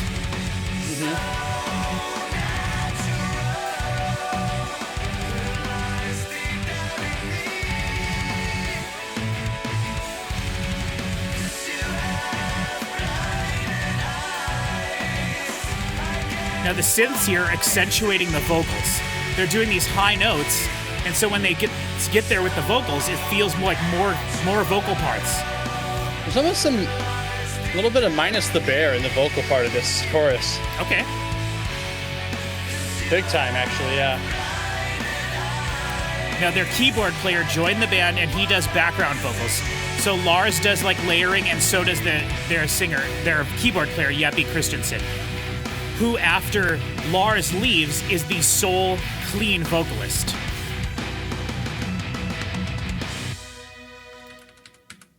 Okay. That was great. Okay, so Chris, production-wise, what did you notice right away? Much better. Yeah. It's bigger, it's fuller, it's got more low end. vocals might still be a little too low, but maybe not. Like Okay. right on the edge, possibly, of that. Definitely in the acceptable pocket, though. Yeah. Whereas on the previous album, I think the clean vocals were below the acceptable pocket volume. It's honestly a really impressive upgrade after only being 2 years worth of time. Yeah. Like it's huge difference. And from the same studio, same producer as well.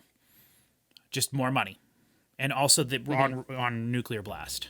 So, Cody, thoughts on that? No, aside from I could tell that the production was better. It was easier to understand the words and everything.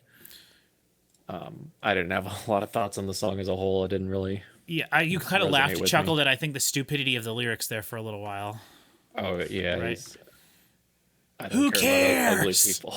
Yeah, I don't care about ugly people. Because you're kind of like, I don't care about people. You might say that I'm evil. I don't care about people. I don't care about ugly people. So as you're listening to that, I'm like, oh, okay, he doesn't care about people. Yeah, I kind of don't care about people. I don't care about ugly people. I'm like, oh, this conceited jerk. You know, kind of a twist with the lyrics there. I was like, oh, you took it to Yeah. a place I wasn't expecting. So, but again, that's just an example of the we don't care what we don't care really what we're singing about. We're just gonna have fun. Yeah. But like when it gets to that chorus, man, it's just so soaring and fun. And like I said, Cody, you said you like songs that you can sing along to, and I was curious how you would feel about the total juxtapositions of the way that like I said last time in the metal video. That's one of the things I like the most about metal. Like this song gets is super heavy, but then it also gets super sing-alongy and like, you know, and also one of the things that Raunchy really does is their songs still they always retain the heaviness, but some of their songs feel very happy. They feel very happy. This album, not really so much. But as we move forward, they have some super happy, poppy sounding stuff. And I'm really curious when we get to some of that, if you feel like it belongs or if it just feels like it doesn't belong. You know? Okay. So also I will say too, like what you're not going to hear on this album is lead guitars. There's almost no moment where the guitars are not That just would be going... like a solo or something. No, just like a guitar riff where if you imagine the guitar player where his hand is the whole time on the guitar, everything we're going to hear on this album, their hand is up here and it ain't moving. Okay. It's just pushing down the ones and the zeros to go chug to chug chug chug to chug chug. There's no chug to chug chug chug to chug chug or any like and I'm not just talking solos. Like bands like Metallica have they're doing this the whole time. They're playing the guitar, right? Like there's I kind of was talking about last time. There's two different ways of approaching how to write a metal song, from a technical technical standpoint and a rhythmic standpoint. Rhythm is just what they're doing here. Right? They're not really moving notes very much. It's more about staying on the same note, but it's all about the pattern of the kick drum, of the guitar, and then there's things moving on the top of it. So like that chorus, it's all but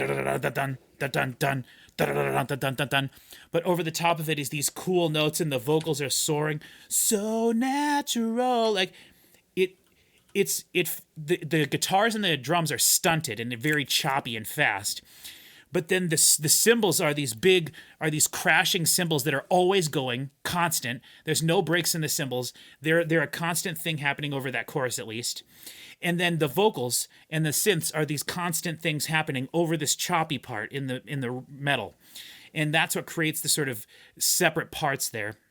And for me personally, having things held out over choppy guitar stuff and riffs is like my favorite thing ever. Like it's like just very on a basic level, that's something that I absolutely love, rather than everything driving and you're singing like a thing over the top of it. Because I also like really fast vocal parts too.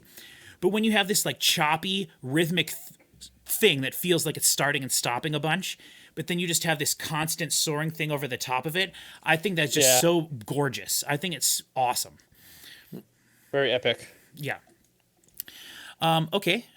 So now we're going to go on to what I think might be Cody's least favorite song, maybe, that we're going to listen to.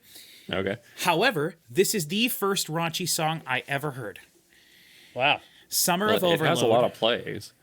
No, wait, no. Summer of Overload, track 3. Summer of Overload. Okay. Yeah, we're going to get to the big single from this album next. Okay, got it. And I wasn't going to initially have you guys do this, but this is my favorite example of a bridge in a metal song. So what happens in the bridge is everything goes away. And there's a cool synth part, and then it comes in a little bit. That is the way I love metal songs that are bip, bip, bip, bip, bip, and then they stop for a little bit, and everything goes away. Like it did in that last song, when the guitars got clean, and it was the bum, bum, bum, bum, bum, right? And he was singing the So Natural part, and then everything came back in, and the chorus vocals and all this stuff came back in, and it was more layered. In this song, when we get to it's going to be pretty much nonstop until we get to the bridge. Also, I love the lyrics in this song. It's so stupid. It's about this hot chick that lives down, the neighbor who's a hot chick, and trying to get with your hot chick neighbor. Okay. Okay, this is Summer of Overload. This is the first Raunchy song I ever heard, and the one that made me fall in love with them. In 3, 2, 1.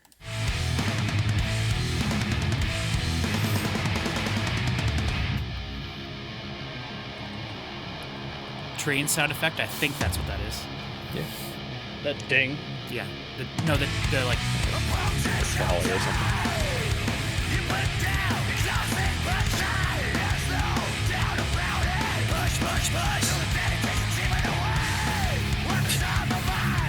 Beach Boys.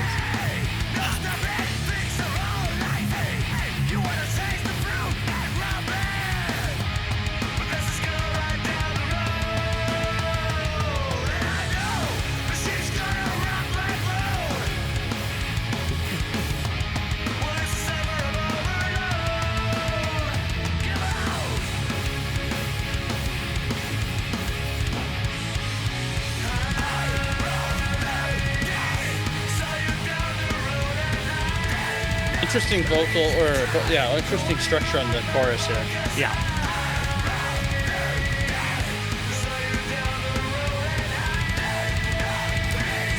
So when they do this live, their keyboard player would do the singing parts, and then he would do the screaming parts, like a call and response thing. Okay, sure.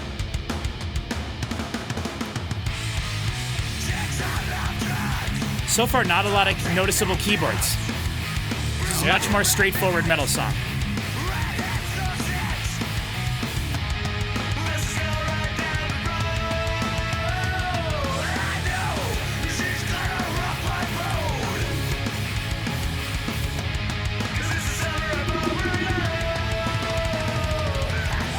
I love every drum fill that Morten Toft Hansen does.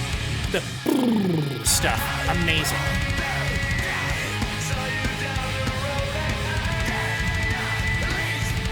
That's such a cool pattern.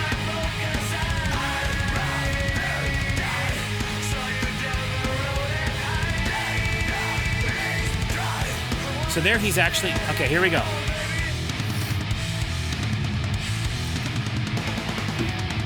I'll shut up and let you experience it.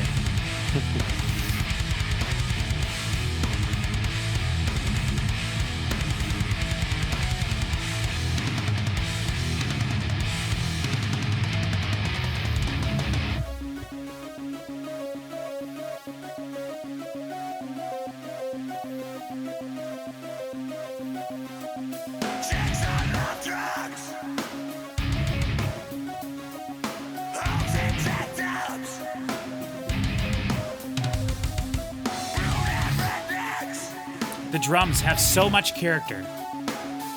Like, think about what he's doing. He's keeping the hi-hat going constantly, and then stops little, like...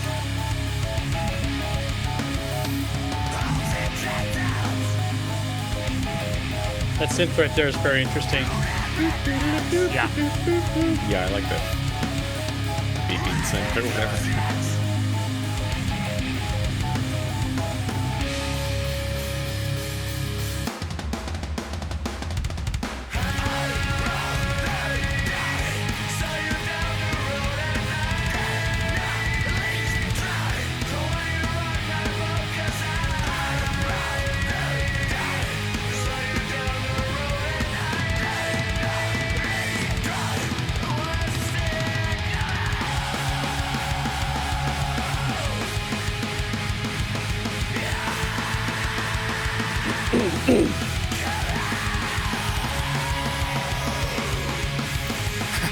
I love his like crazy screams.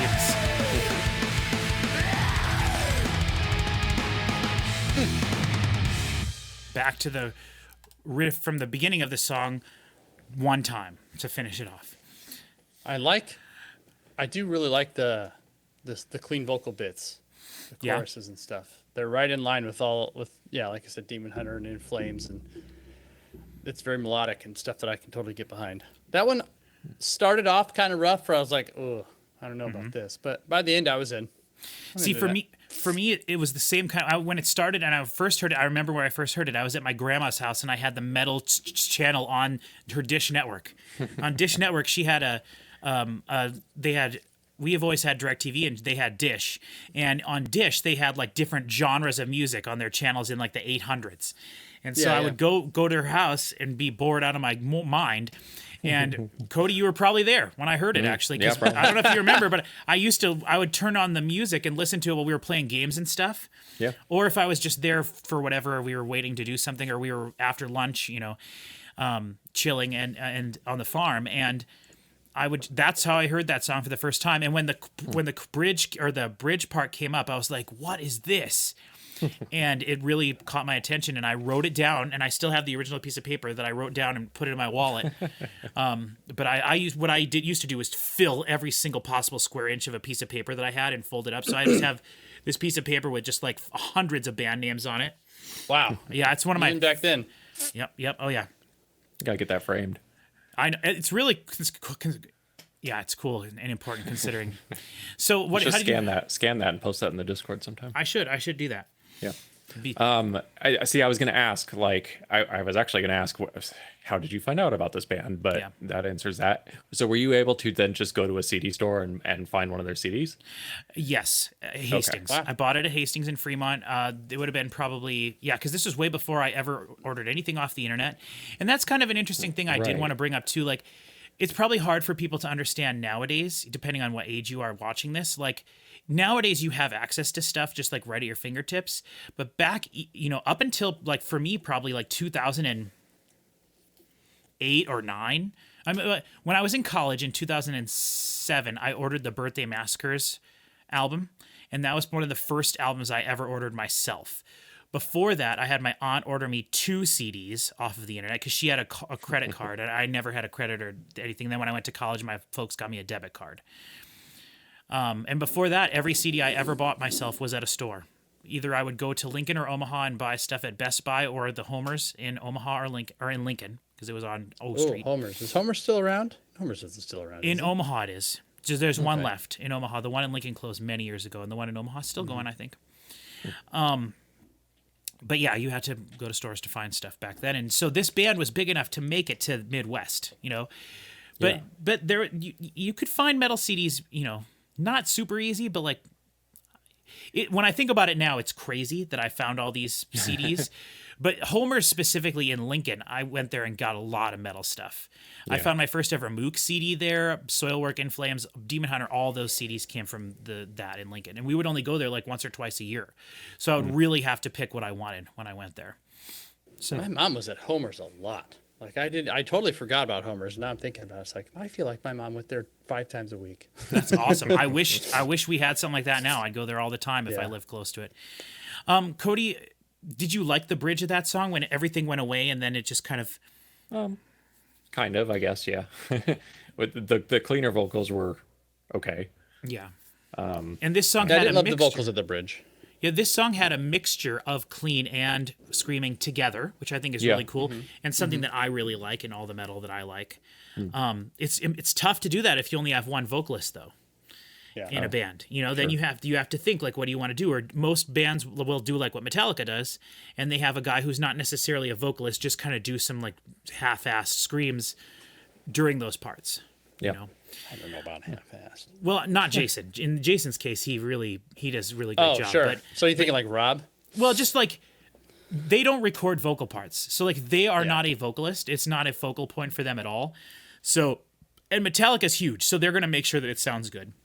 Most bands, though, it's just probably the bass player or the other guitar player who get relegated to I have to do the while I'm playing my instrument, if it's possible for me to even do it, I got to just scream on time, you know. Yeah. There's some to just make it a little bit thicker during the mix. So I don't know. Okay, so now we are on to one of my favorite songs from the album, and definitely their biggest song, I think, ever. Maybe not, but this is Watch Out. They recorded a music video for this and everything. The music video is really interesting. It's this animated, like, sort of like silhouette thing with bright colors. It kind of reminds me of those old iTunes commercials when the Gorillaz That would have been around that era. Yeah, it might have been a direct reference. For sure. I think of all the songs, this is definitely going to be one of your favorites, Cody. Okay. I think your actual favorite will be my favorite, which is Show Me Your Real Darkness, which is disgusting to me that it's one of the least played songs on here because, oh my, that's disgusting to me. But this is Watch Out, the big single. I'm excited to see what you guys think of this one. This is Watch Out in 3, 2, 1.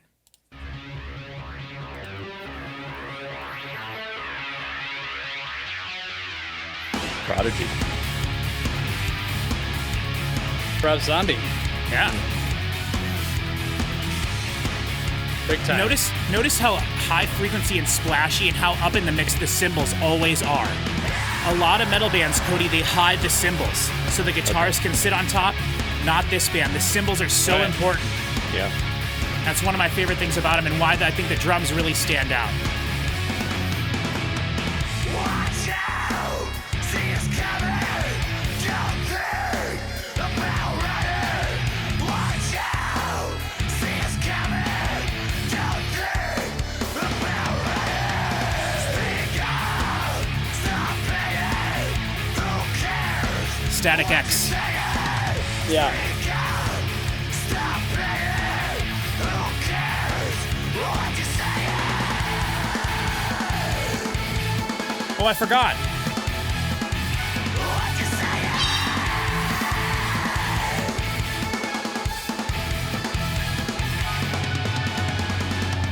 How does it feel to be floating away?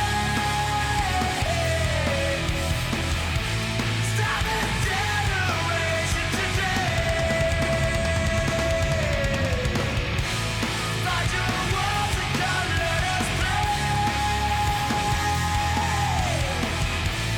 Can you take this out seriously? Skip table routine, taking off your routine. You think we're joking? Stop twisting, actions we're breaking. Through you're just fucking. Who you comparing? Always scary you. Watch out, see us coming. Don't think. Power Man here. Yeah. Watch out, she's coming. Don't think about running. Speak up, stop paying. Who cares what you say? I don't love the screamed vocals. It just isn't my. Well, you'll never There hear are them again screams. after this album. Everything else is great. Yeah. See, I do like them because they're very chaotic. They're very much like crazy guy, like barely on, it can contain himself type screams. How does it feel to be floating away? Stop the generation today. Find your walls. I love it. See, now this isn't a screamed vocal, but it's not quite sung. It's A clean. shout? It's clean, but it's. You're right. It's more of a yelly Yeah. kind of shouty thing. Actually, I heard a great term to maybe describe that. Go over it in a minute.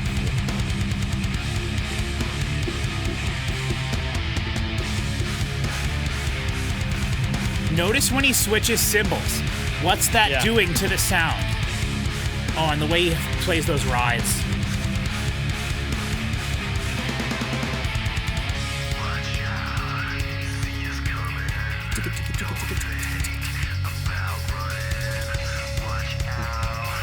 I love it's just there's so many different cymbal things happening. You got Oh, your yeah. Chinas, you got your ride, something happened back here.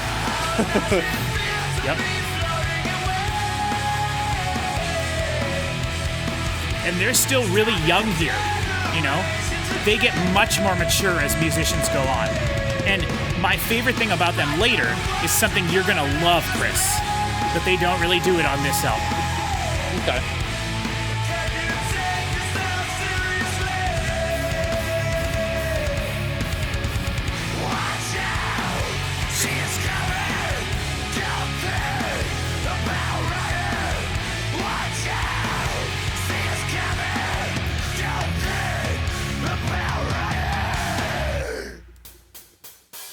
Well, they really go right into the next song every time. Like, I love the sequencing of this album.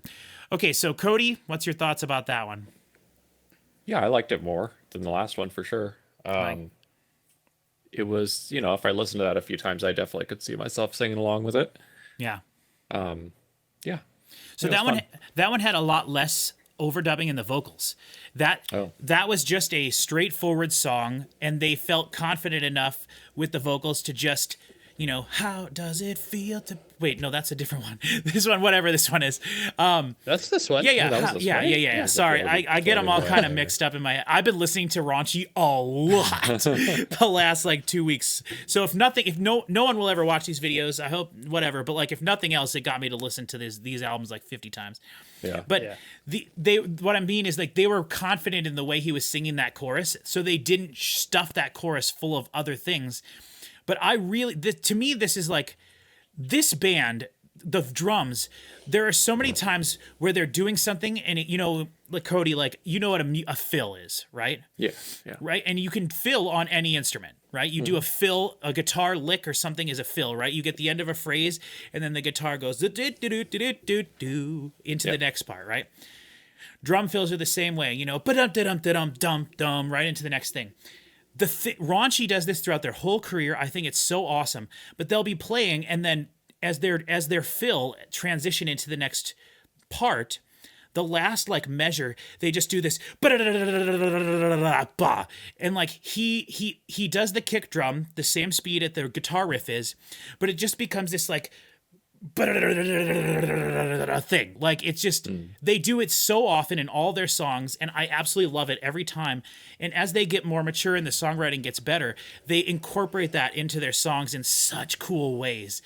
And that's just another example of how the drums stick out to me. But I was saying during the song there, Chris, that the cymbals are splashy and in the mix. They are. A lot of metal just bands. The positioning is just Yes. And you really can hear them. Like they're just as high frequencies as everything else that's happening. They're just as important. And that is one of my favorite things about this band. And one of the reasons I think Morten Toft Hansen is such a fantastic drummer, because he utilizes the whole drum kit. But Cody, you might not necessarily know this, but a lot of metal bands hide the cymbals, because what the cymbals end up being is just this pad. This like white noise pad underneath stuff, and the during the choruses it's just crash, crash, crash, crash, crash, and then during the verses it's just hi hat, hi hat, hi hat, hi hat. You know, during the choruses. Yeah. But here you're getting so much more, but it never feels like it's in the way of anything. It always feels so tasty constantly. And he's got tons of stuff that he does. Chris mentioned the splash cymbals. That's that sort of little, the big crash cymbals are the but the crash cymbal is a little the it's like he's got different signs, different pitches and stuff. And the way he does it, you'll really notice it in the next song, which is my favorite one. This is Show Me Your Real Darkness. The moment I heard this song, I was like, this is the coolest 80s pop song of all time. And I can't even explain to you, I've thought about this for 20 years now. I can't explain to you why this song feels so 80s to me, but I was reading earlier in the day on some forums about Raunchy, and someone was like, man, their song Show Me Your Real Darkness has a real throwback 80s pop feel to it. And I read that and I was just like, vindication, right? Because I've been thinking that for so long, and I've never shown it to anybody. I've never played this song for anybody, nothing. And it's probably one of my favorite metal songs of all time. Maybe one of my favorite songs of all time. I love the chorus. I just think it's absolutely fantastic. I like when they do echoey parts and rounds and stuff like that. where there's multiple parts going and stuff, and there's echoes. I think Chris hates that. Chris Schoenberg hates that kind of stuff. The like He hates a lot of stuff. echoes and stuff. But like I totally I get that it's kind of like, you know, eye rolly a little bit. But like when you have a band like this that's so full of things, right? You know, if it like when Metallica does something like that, it does almost feel like it's just there to be different sounding. But in a band like this that has all these keyboards and extra things, and there can be a programmed drum beat and different things, and like it doesn't sound out of place to have different effects and crazy things on any part because there's so much happening at the same time. But it never feels overly crowded or busy to me. So this is Show Me Your Real Darkness. Maybe my favorite Raunchy... Top 10 favorite Raunchy songs. In 3, 2, 1.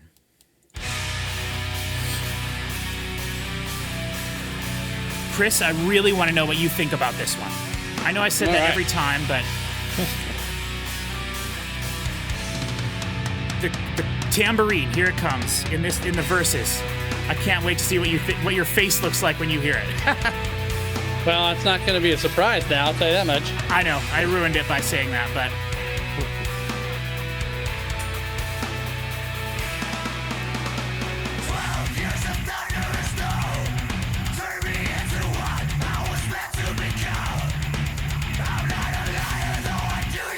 Is it on time? Is it not on time? What the hell pattern is it doing? Tambourines don't have to be. No. No cymbals there. He was literally playing that with his stick. Yeah, I feel like it was trying to carry more weight than a tambourine can hold. Yeah.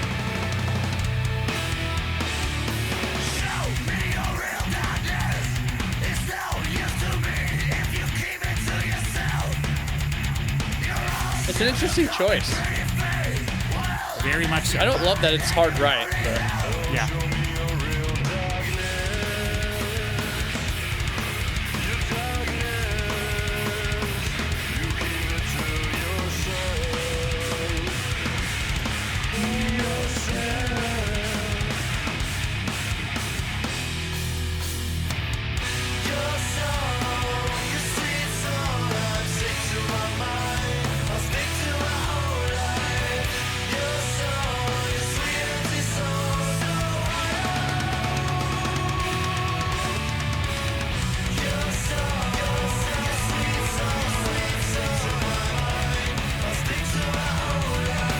what an interesting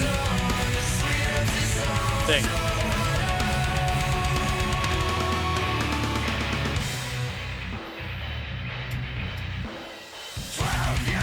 That was a great example of low pass filter. Everything comes back in.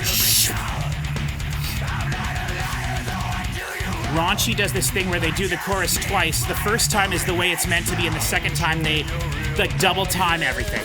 It's really, they do it on a couple of my favorite songs of theirs. I really hate this vocal part right here. Aw, no. I like it. It's not even on time. It's just some guy lost in an alleyway.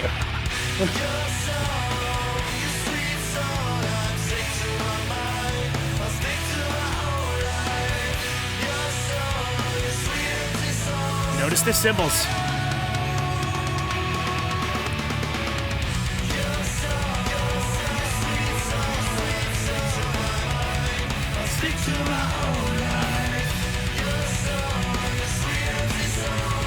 That part where he goes so hollow, it's really reminds me of something specific that I can't think of.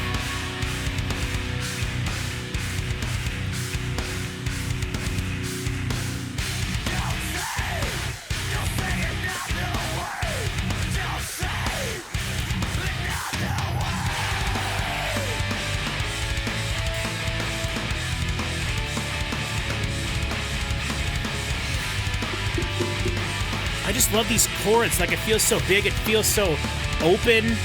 They're not afraid to not sound like a crushingly heavy band at times. Well, and you should want to sound like that. I agree.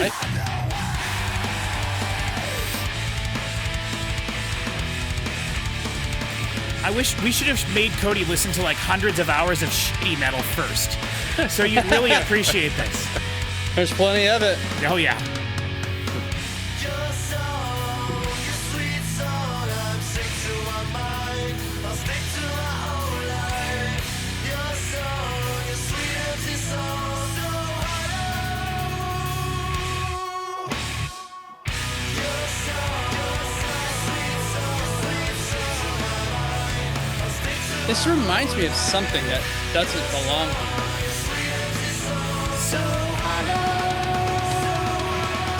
Double time. Oh no, they don't do it the last time.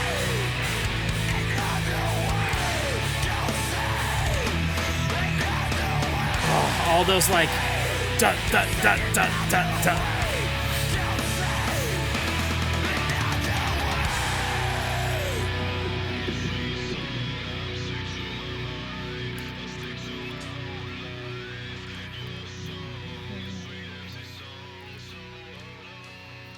More drums coming in. Does this count as a fade out? No. Oh, Raunchy has no fade outs. Get that word out of your mouth. it's only a fade out. That when sounded an when awful lot bad like a band fade does out. it. Nah, that don't count. Oh, okay, so how did you guys feel about that one? I like that one.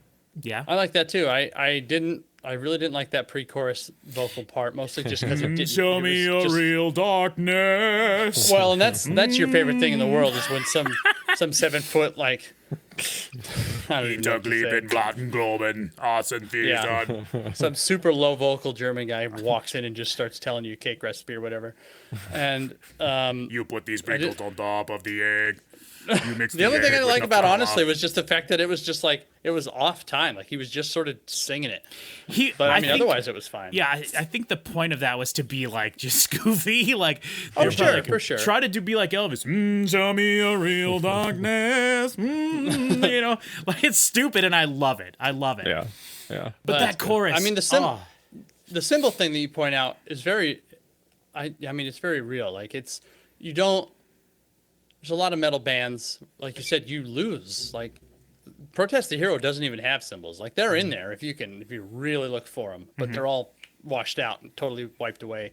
And like I remember the band Monuments being brought to my attention because of how good they were at keeping their symbols in their mix and how live it sounded. Yeah. And so it's definitely a thing. It's very important to the character of the music is all the different symbol stuff going on. The tambourine is an interesting choice. I've never really heard anybody do that. I don't think there's anything wrong with it necessarily. I think it makes it totally certainly- unique. Yeah, it's kind of like it's honestly like the piccolo snare of the cymbal world, Yeah. or it's just like a really tiny, quick version of the thing. I mean, it's great. It's a great idea. He uses that. He has that that tambourine there, and he uses it in other songs too. So it's just, and sometimes it'll just be like a little think, you know, like so. That's cool. So it's like, yeah, keep an eye out for this tambourine to return. Keep an ear out. Cody, how did you feel? Did you get 80s vibe from that at all? I kind of on the chorus. Yeah, to me, it's like the echoey part, like the. Your sweet soul, I'm stick to my mind. Yeah, stick to those- my own life. Those 4 lines. Or There There was whatever something song, about that sweet part empty that sounded out of song, place, so or at least the thing. Like I couldn't figure out what it reminded me of. Uh-huh. It reminded me of something, but then it was like it had like the heavy, like the metal with the double bass, or whatever under it. And I was like, this is a mashup of something I recognize that's with something that it never had. But I couldn't figure out what it reminded me I of. agree. I just can't think of what that thing is. Yeah, you were both kind of like, oh, this reminds me of something. I love, and Raunchy does it, like I said, like the first chorus is just and then the like the metal part, and then they're just chugging Paul muted on the guitar, like super simple. Like I could make that like super dumb.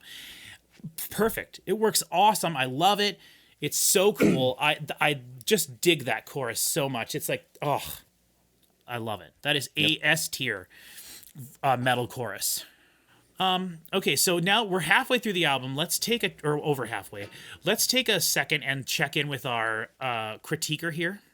Oh, yeah. Yeah. So he says, let's see here. Fun story. Apparently nobody in our staff remembers giving me this stupid assignment. All of them seemed pleasantly surprised that I would accept the challenge of such an undertaking. Okay, let's see here. It's it is Like a very. it's like a task you give the new guy just to keep him busy because you don't Exactly. have any albums for him to review. Yeah. And I guess he mentioned in the first video, like at the time they were doing like retrospective things about bands' art, like albums, and they gave him that as like a joke, not thinking he would actually do it. So he says it is very noticeable. It is a very noticeable improvement from the group's debut album. Debuts are always a little shaky though, and considering that the guys were founded in the early to mid '90s, I imagine putting anything out must have been an exciting change of pace after a few demos. So they did start quite early, but they didn't get their first music out until like 2001. So I wonder if any of those tracks were written 10 years before. Probably on the first album. Oh, I would imagine so for sure. It says here, Confusion Bay, which hit in early 2004, is, as I imagine it, what people tend to talk about when they describe Raunchy to someone, which is a good way. Not shocking, though, is that the keyboards assume a much greater prominence in the group's sound now, likely due to the presence of Jeppe Christensen as a full-time member of the band.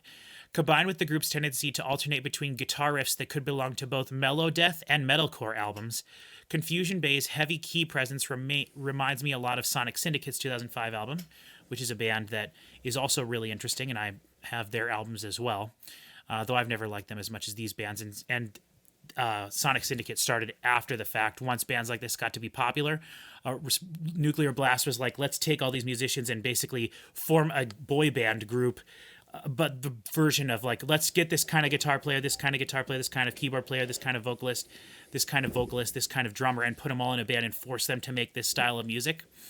It was an interesting experiment, and their first two albums are pretty good. They do a cover of a Tattoo song, Chris. But anyway, Cool. Confusion Bay is, as a whole, more consistent than Velvet Noise.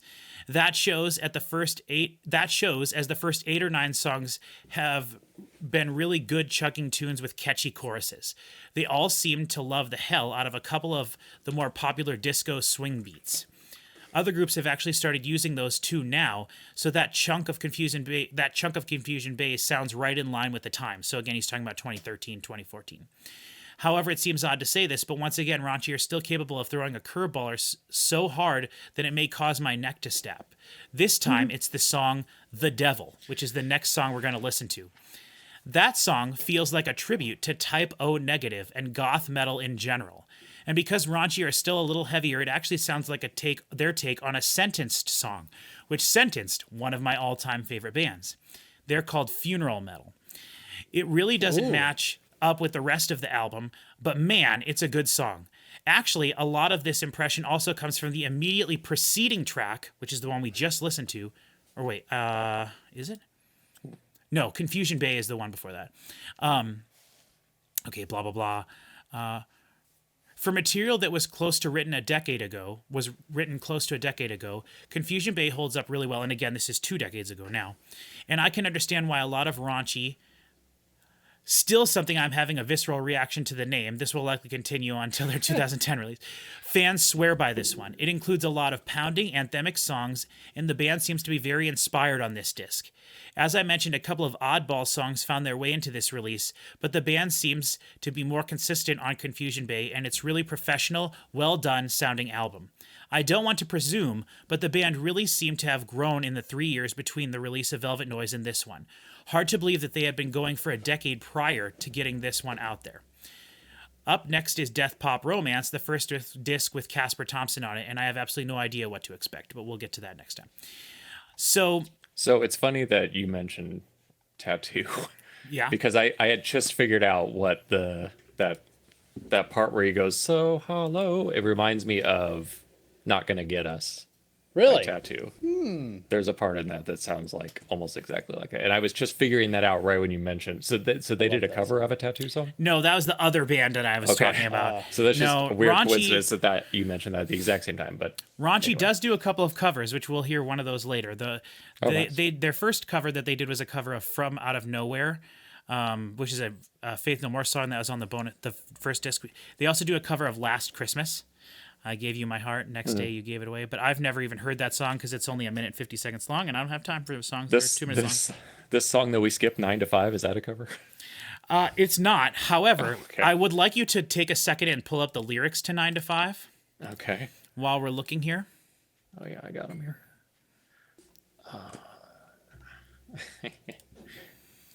Okay, working 9 to 5, half a life, made you sick. You might as well, yeah.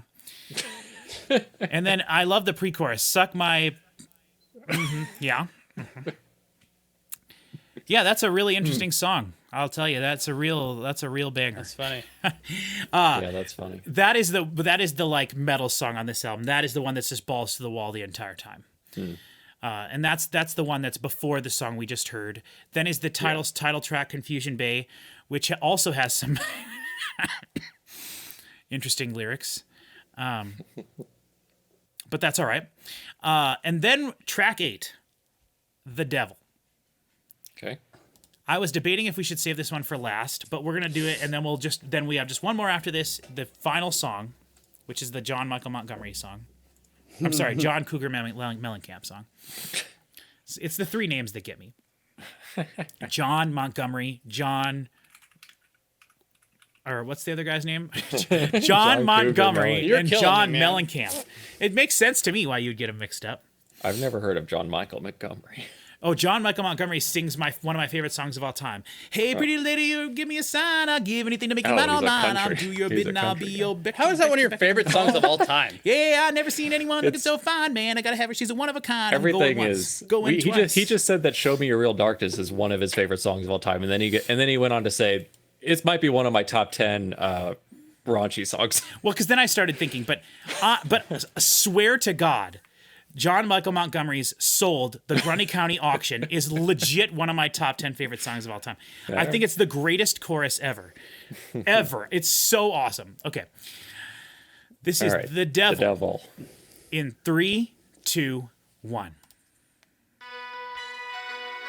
Cool.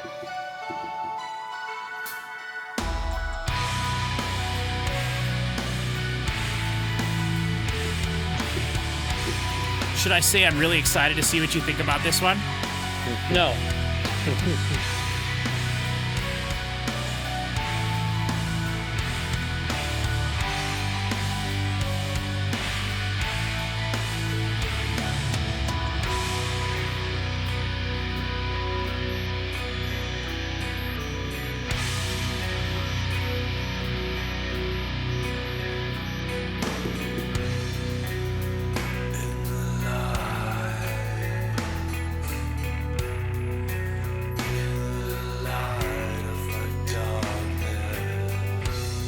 There is a band that currently exists called Witches.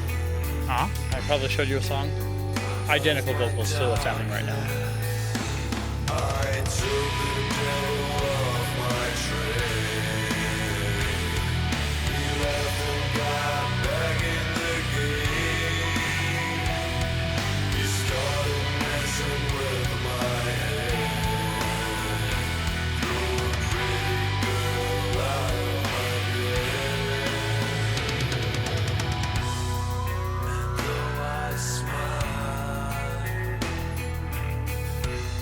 I love the guitar riff.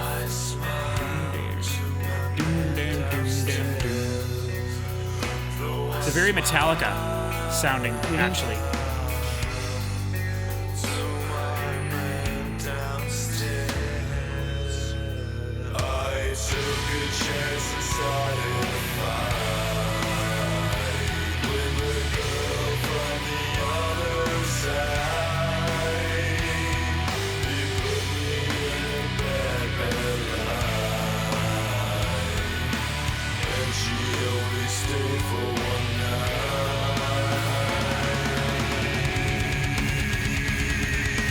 Cool transition.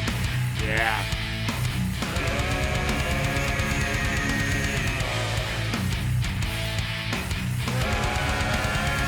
That vocal with all 50 of those dudes doing weird different zombie things is very, very Scandinavian. Yeah. I love it.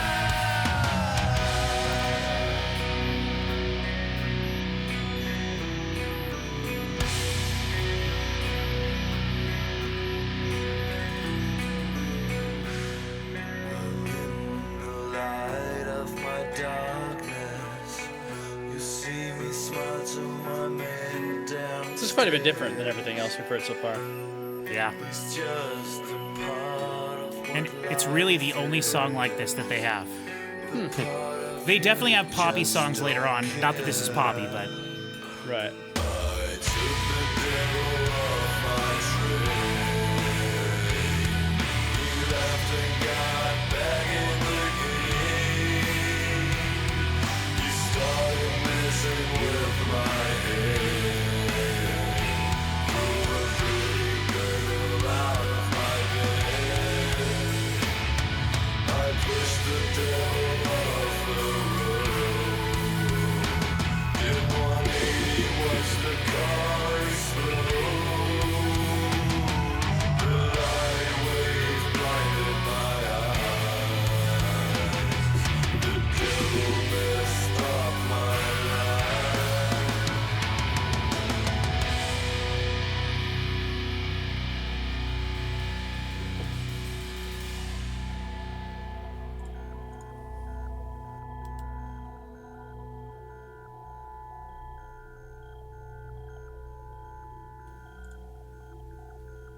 "30 seconds of this." yeah, you can stop it. You can stop it. Oh, okay. Okay.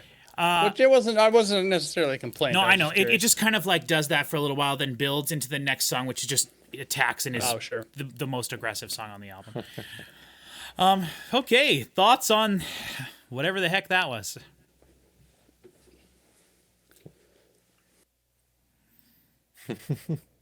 I wasn't into it that much. I was really curious if you were gonna hate that or like it the most because it's the least metal. I could see. I see the Metallica comparison though. Yeah, especially Yeah, with I that heard a little clean- bit, a couple of different things where I was like, yeah. Yeah. I would. It'd be interesting to hear Metallica do this. But yeah, No I don't have thoughts any on no thoughts on the I pushed the devil off a road. Like I the don't care about the lyrics. no, I don't care about the lyrics either, but just the Is the vocals. Yeah, I was. We've like, heard so it many was different vocal impressively low. styles. Like Right. it's weird. And was that gang vocal just a bunch of like extra tracks, or is it a bunch of dudes, or what? No, I think it was just him doing some different things, and then they just kind of upped it each time, and it was also just like intentionally like weird and Yeah. dissonant and stuff, you know, because some of them he was going like ah, and some he was going oh, like there was just like goofy stuff, and It's some pretty of cool. yeah, I like that whole song, like Yeah. that is getting sort of that is Cody, that's sort of approaching doom metal type thing. Yeah. Doom metal is a lot of just like holding out notes and then just slow drums. Yeah. Yeah. Not my favorite thing for sure, but Yeah. But definitely in doom metal there is no keyboards like that at all. Doom metal is all organ, if anything, and then just like gritty, like dirty, grainy sounding guitars, like a Black Keys, in like it was recorded in a garage or Yeah. something. Yeah. Not nice and clean like this. So there is some stuff like that. What was that genre the guy kept mentioning? The mellow metal, or what is it? Mellow death, Mellow death? Mellow Yeah, well, I've never heard of that. melodic death metal. Oh, okay. oh, I see. Mellow death Not is like melodic death not metal. like gently killed. So it's not And then- mellow. No, it's melodic melodic Okay. death metal, which is the main genre of this band is melodic death metal. That's also the main main genre of Demon Hunter, In Flames, Soilwork. You know, all those bands. They're all good to melodic know. death metal. Okay. And then he also mentioned metalcore a lot, Yeah. which is Chris's favorite genre of metal, or you generally like a lot of stuff there. Yeah, I've never quantified Yeah, it. and that way, is but more yeah. sort of like there's a bit of a pop punky aesthetic to that, and it's all clean sung soaring choruses. Yeah, sort of almost like emo remnants. Yes, very much Okay. so, but heavier than emo for sure. Yeah, but heavy. Cool. Yep. Okay, on to the last track, which is Bleeding number 2, and we didn't listen to Bleeding, the first Number Bleeding, 1? which is on their first album. Oh. Yeah, it's on Velvet Noise, but it's a good song, but it's not. Yeah, I just think this is a great ending song. Okay. A good final song. Generally, I think that a good final song should be the slow song of the album. That's what I like. Raunchy doesn't do that. They always do something that's a little bit longer and a little bit more something that hasn't happened on the album really yet. Not necessarily the entire song, but something usually happens in their final song, like on their next album, which we're not going to listen to the final song on their next one, but that song, the chorus is all a vocoder part.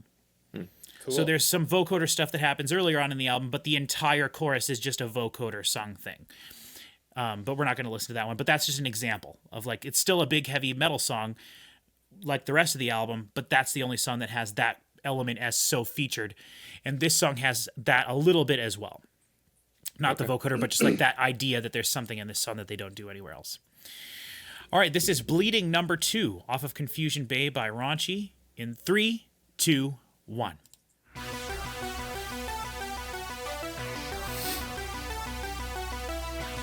Love it. Oh, yeah.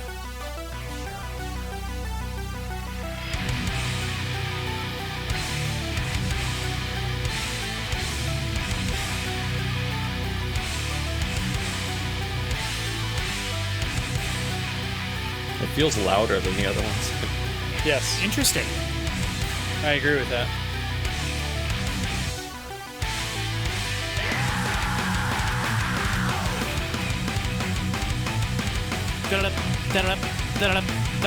Triplet, triplet, triplet. Doesn't really work if you're not with the music we're hearing. Oh, sorry. Yeah, the fans will get it. The viewers will get it. Yeah. This song is different. Interesting. Sonically. I've never thought that.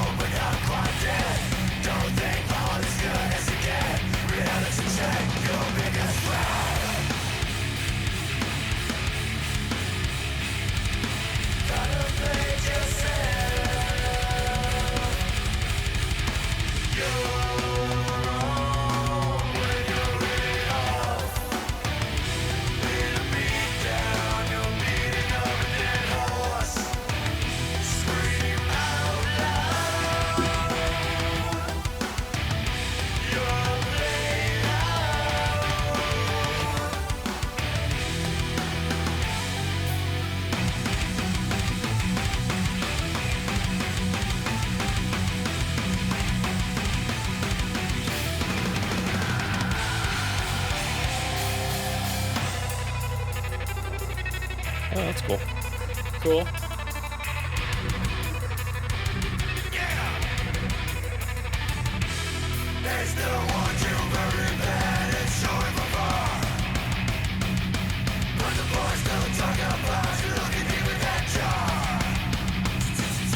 A little bit of Metallica here too.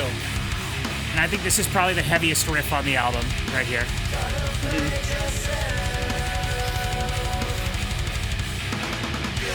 Oh yeah. Some Alice in Chains in the vocals. Oh, okay.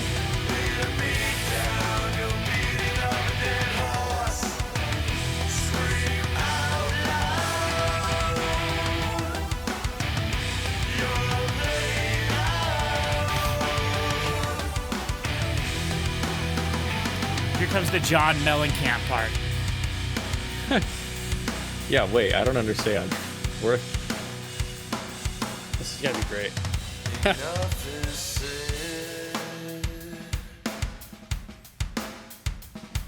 You're bleeding from stretched arms and legs. Contemplate yourself.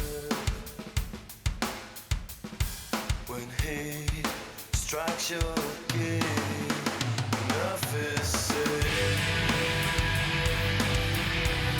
You're bleeding from stretched arms and legs. Contemplate yourself.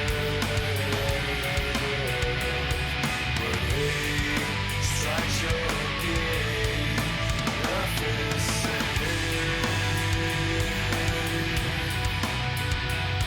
You're bleeding from stretched arms and legs. Contemplate yourself. When hate strikes your gate,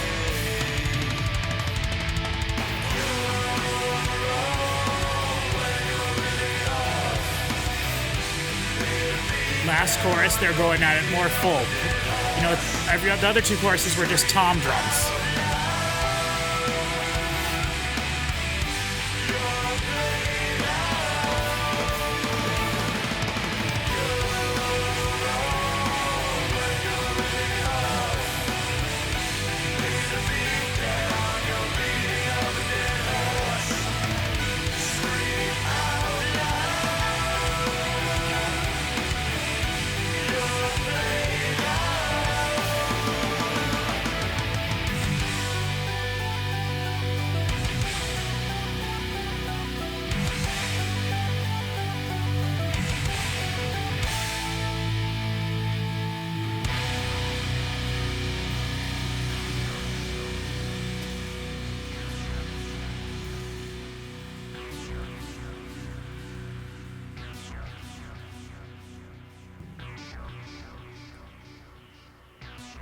And then it just repeats this. Another like, 30 seconds of sound it just effects. repeats this about 10 seconds, 10 times or whatever.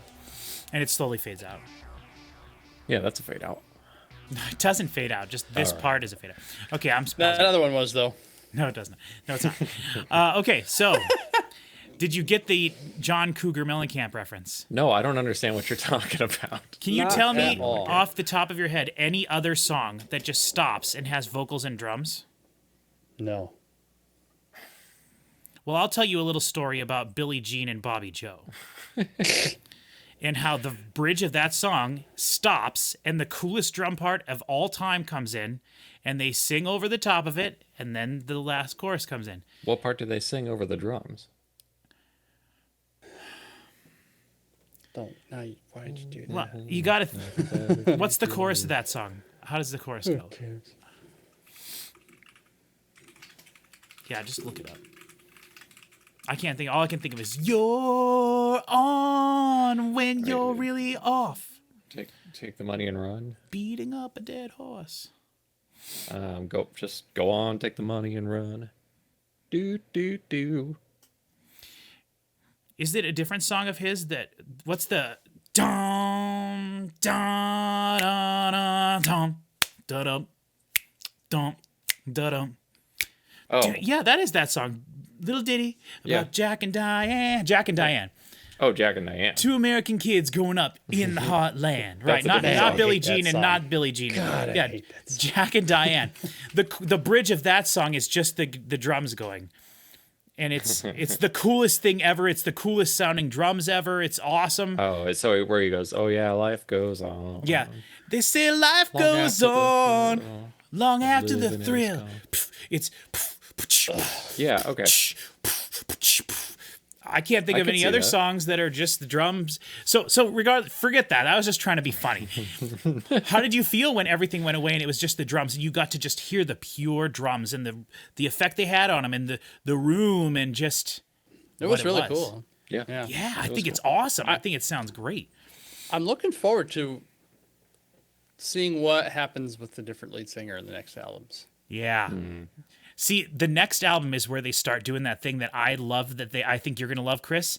You've told me before you like it when stuff is happening and one thing over here starts to do something and then the heaviest thing in the world is when everything starts doing the same thing. Yeah. Raunchy, the thing, they didn't really do it on this album that much, but moving forward, and I'll talk about this a lot more at the beginning of next video, and I might make a little audio thing as an example from other bands that do this too. But one of my favorite things that they do is they have musical parts that, like, they have musical refrains. So, like, not a lot of metal bands do this. Metallica does this a lot, but they don't necessarily repeat the parts a bunch, which is what the frustrating part. But, like, the main musical part of the song is this, like, the thing you're focusing on is like a guitar riff or something that repeats a bunch, and that's like the main part of the song. And it comes back to it after every chorus. So it's like, I'll have to think more about how to explain it better, but there's like a lead thing happening that is the core of the song that's not a guitar solo. It's like a lead musical part. Like Depeche Mode does it all the time. There's lots of bands that I love that do it, but not a lot of bands do it. And nowadays it doesn't happen anymore in modern pop music at all because there's no melodic parts in music. It's just the melody only comes from vocals. And in metal, it's very rare to have a metal band that has a lead melodic thing happening that is like a repeating part throughout a song. Hopefully people understand what I mean. They're going to be like, they repeat riffs all the time. Like, I'm not just talking about a riff. I'm talking about I'll definitely want to hear an example of that. We'll get to it. We'll do it next time. And then, yes, for sure. So before we end, I want to get your guys' opinion on the idea of next video doing their next 2 albums like this. But as I told Cody when you were gone, Chris, we won't have to intro the band anymore. We can just, boom, get right into it. Now, that being said, there's probably a few, maybe an extra song or 2 that I would want you to listen to, because we only listen to, we listen to the most songs off an individual album from this one. But we only listen to 2 songs off their first album. So their next 2 would probably listen to like maybe 4 or 5 songs off of each. So it'll be like a full album's worth, but spread out from 2 albums. And then I would like to still do the full album reaction of their 5th album and their 6th album. But if you guys don't want to waste time doing that, I can bundle that one into to the next video. Is the 6th album the one that's not out yet? No. That's their 5th album is my favorite. The 6th album is the one we're going to listen to in its entirety, Vices, Virtues, Visions. Okay. And when does the new album come out? I don't know. That will probably be way later in the year. Okay. Like I said, probably around October or something. But this is the album I want us to listen to. This is the one that has the production issues, the mixing issues, but I think it'll be your guys' favorite albums. It's also the heaviest and the most poppy at certain times. This is my favorite of their albums, and I think it's one of the best sounding metal albums I've ever heard. And I do want you guys to listen to this entire one if you want to as well. The only thing I'll say is, this is a long album, and even for me, who loves every second of every song, it does get a little bit tedious. So maybe what we would do is we would skip like the final track, and maybe we'd skip like 1 or 2 songs, but we go into it thinking we're going to listen to a majority, if not all of this. Okay. And then the next video, conceivably, if we go with that plan, would be we just do these 2 albums the way we just did these 2 albums, except I pick like 4 songs off this one, 4 or 5 songs off this one. We do the same kind of thing we just did now. Then we do this entire one, and then this entire one in separate videos. So there's 3 videos. Okay. Or if you don't want to do all of that because you're going, oh my God, Patrick's making us listen to this, I could lump this in with this, and then we do, because these all have the same vocalists. That's going to be a long video if we do it that way. Well, right. We wouldn't do the whole video. I would pick like right, 4 songs, 4 songs, 4 songs, or something like that, as opposed to just like jumping in and doing this whole album. Yeah. I think we can also wait and see what you guys think at the next one as well, because if you really hate the next vocalist, I would hate to force you guys. And that was one of the main reasons I wanted to use Spotify, so we could make some decisions on the fly. Let's... It sounds like we know what we're doing for the next one. So not necessarily. That's the thing. What you're going to do the 2... We're going to do the 2 regardless. But if you don't want to do this one as its own video, I could lump this in with this. No. I know. And the thing is, like, why don't you we'll do the 2 and throw maybe like 2 songs max from that other one in on that next video. And that's like, I like the sound of that. I like where that's going. Then we can do a full video of just it. Well, but yeah. I can do that. However, again, this one is my favorite one. So like this is the one that I would probably choose the most individual songs from. But I also think you guys are going to like a lot of stuff from here, and this one is probably the one you would like the least, other than their first one. So, but yeah, I think the most fun we're going to have is these 2, because this is going to be them explain like with a new singer and like what the band is changing. And then this is like this very similar to this album, but with the new member a core part of it already. And then this one is, like I said, it's a perfect album in my opinion. It's like a top 10 for me. And then I do like this album a lot, but there's a production issue. So, but this one we're going to do in its entirety, like regardless, I think, because it's... Is it going to be painful to listen to for you guys? No. I fixed it. I we're going to listen to your mix? Yeah, I have 2 discs in here. I have the disc that it came in with, and then the one that says Patrick's EQ version. And I haven't listened to this original one in years. So But we'll talk about that when we get to that album. I'll show you Yeah. a version of both, and I'll go back and forth with EQ on and with EQ off, and you'll be like, "Oh my gosh, this is terrible." Well, let's just do the two half albums in the next video. Yeah, we'll see. And if we're listening to it and you're like, you guys just hate the vocalist, then what I'll do is I'll lessen the amount from each one, and we'll throw in that other one. Yeah. Okay. Yeah, we can make that change for sure. We'll see. We'll see what you guys think. And again, it'll go faster next time because we won't have to intro the band. So Yeah. Right. Okay, thank you everybody for watching. Raunchy, if you guys ever see this, I'm serious. Send me a copy of the new album before I die, and and even if I don't die, I can still do I'll do a review. I'll give it whatever score you tell me to. I'll do a reaction. I'll only say good things. You could post your reaction without the music, and that would be the only way that listening to your headphone bleed would be the only way for people to hear the new album. Or they could just give me they could give me the world premiere of it, like Acoustic Truth did. Yeah. And Same and, exact I could type do of that. band, those two. Yeah, and if anyone from Raunchy wants to join the call and be on here with us when we go through the rest of the albums, let me know. That would And be you You nice. could just I'll- replace me in the corner with them. No. I think it's important to have you here, but we just Okay. have the whole band off to the side in this little tiny box. That's right. And Cody just filling the whole screen. I don't like metal music. I don't know what I'm doing here. Okay, thank you everybody for watching. This video is way longer than I wanted it to be, so let's just get out of here. We'll see you all in the next video when we're going through their next two albums at the very least. Please, please, please listen to this band. I don't care if you watch these videos or not, whatever, just listen to this band and get hyped for their new album when it comes out. Thank you all. We will see you in the next part. So I was listening to that Beach Boys box set I got. Yeah? And it's a box set of two of their albums, which were kind of big albums. I don't even remember the titles of them. One of them is like Sunshine or something, or one of them is Surf's Up. And I don't have either of those albums. And so what they did is they released it, or each album is a double album, and it has a bunch of bonus tracks on it now, or like I think it's like demos and like alternate takes and stuff. It's not like really like bonus tracks like you Right. might think of them. It's more like archival bonus stuff. Sure. But what they did was so stupid. They put the first disc is like just the album, but they tacked on 2 extra tracks on each side rather than just put them all At the on end. Oh. at the end of. So you're listening through the album and there's like just 2 random tracks in the middle, and one of them is like background vocals only of a track you just heard. Oh, that's awful. And it's like, yeah, so you have to like pay attention to where they are and like get up and flip the album before you hear that crap. Oh, that's a bummer.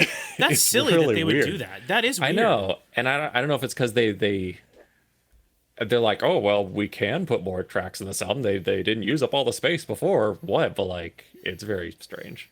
Yeah, you would think that they could have fit one more track unless they Yeah. wanted to stick with the like this is the final song on side 1, so we need to make sure.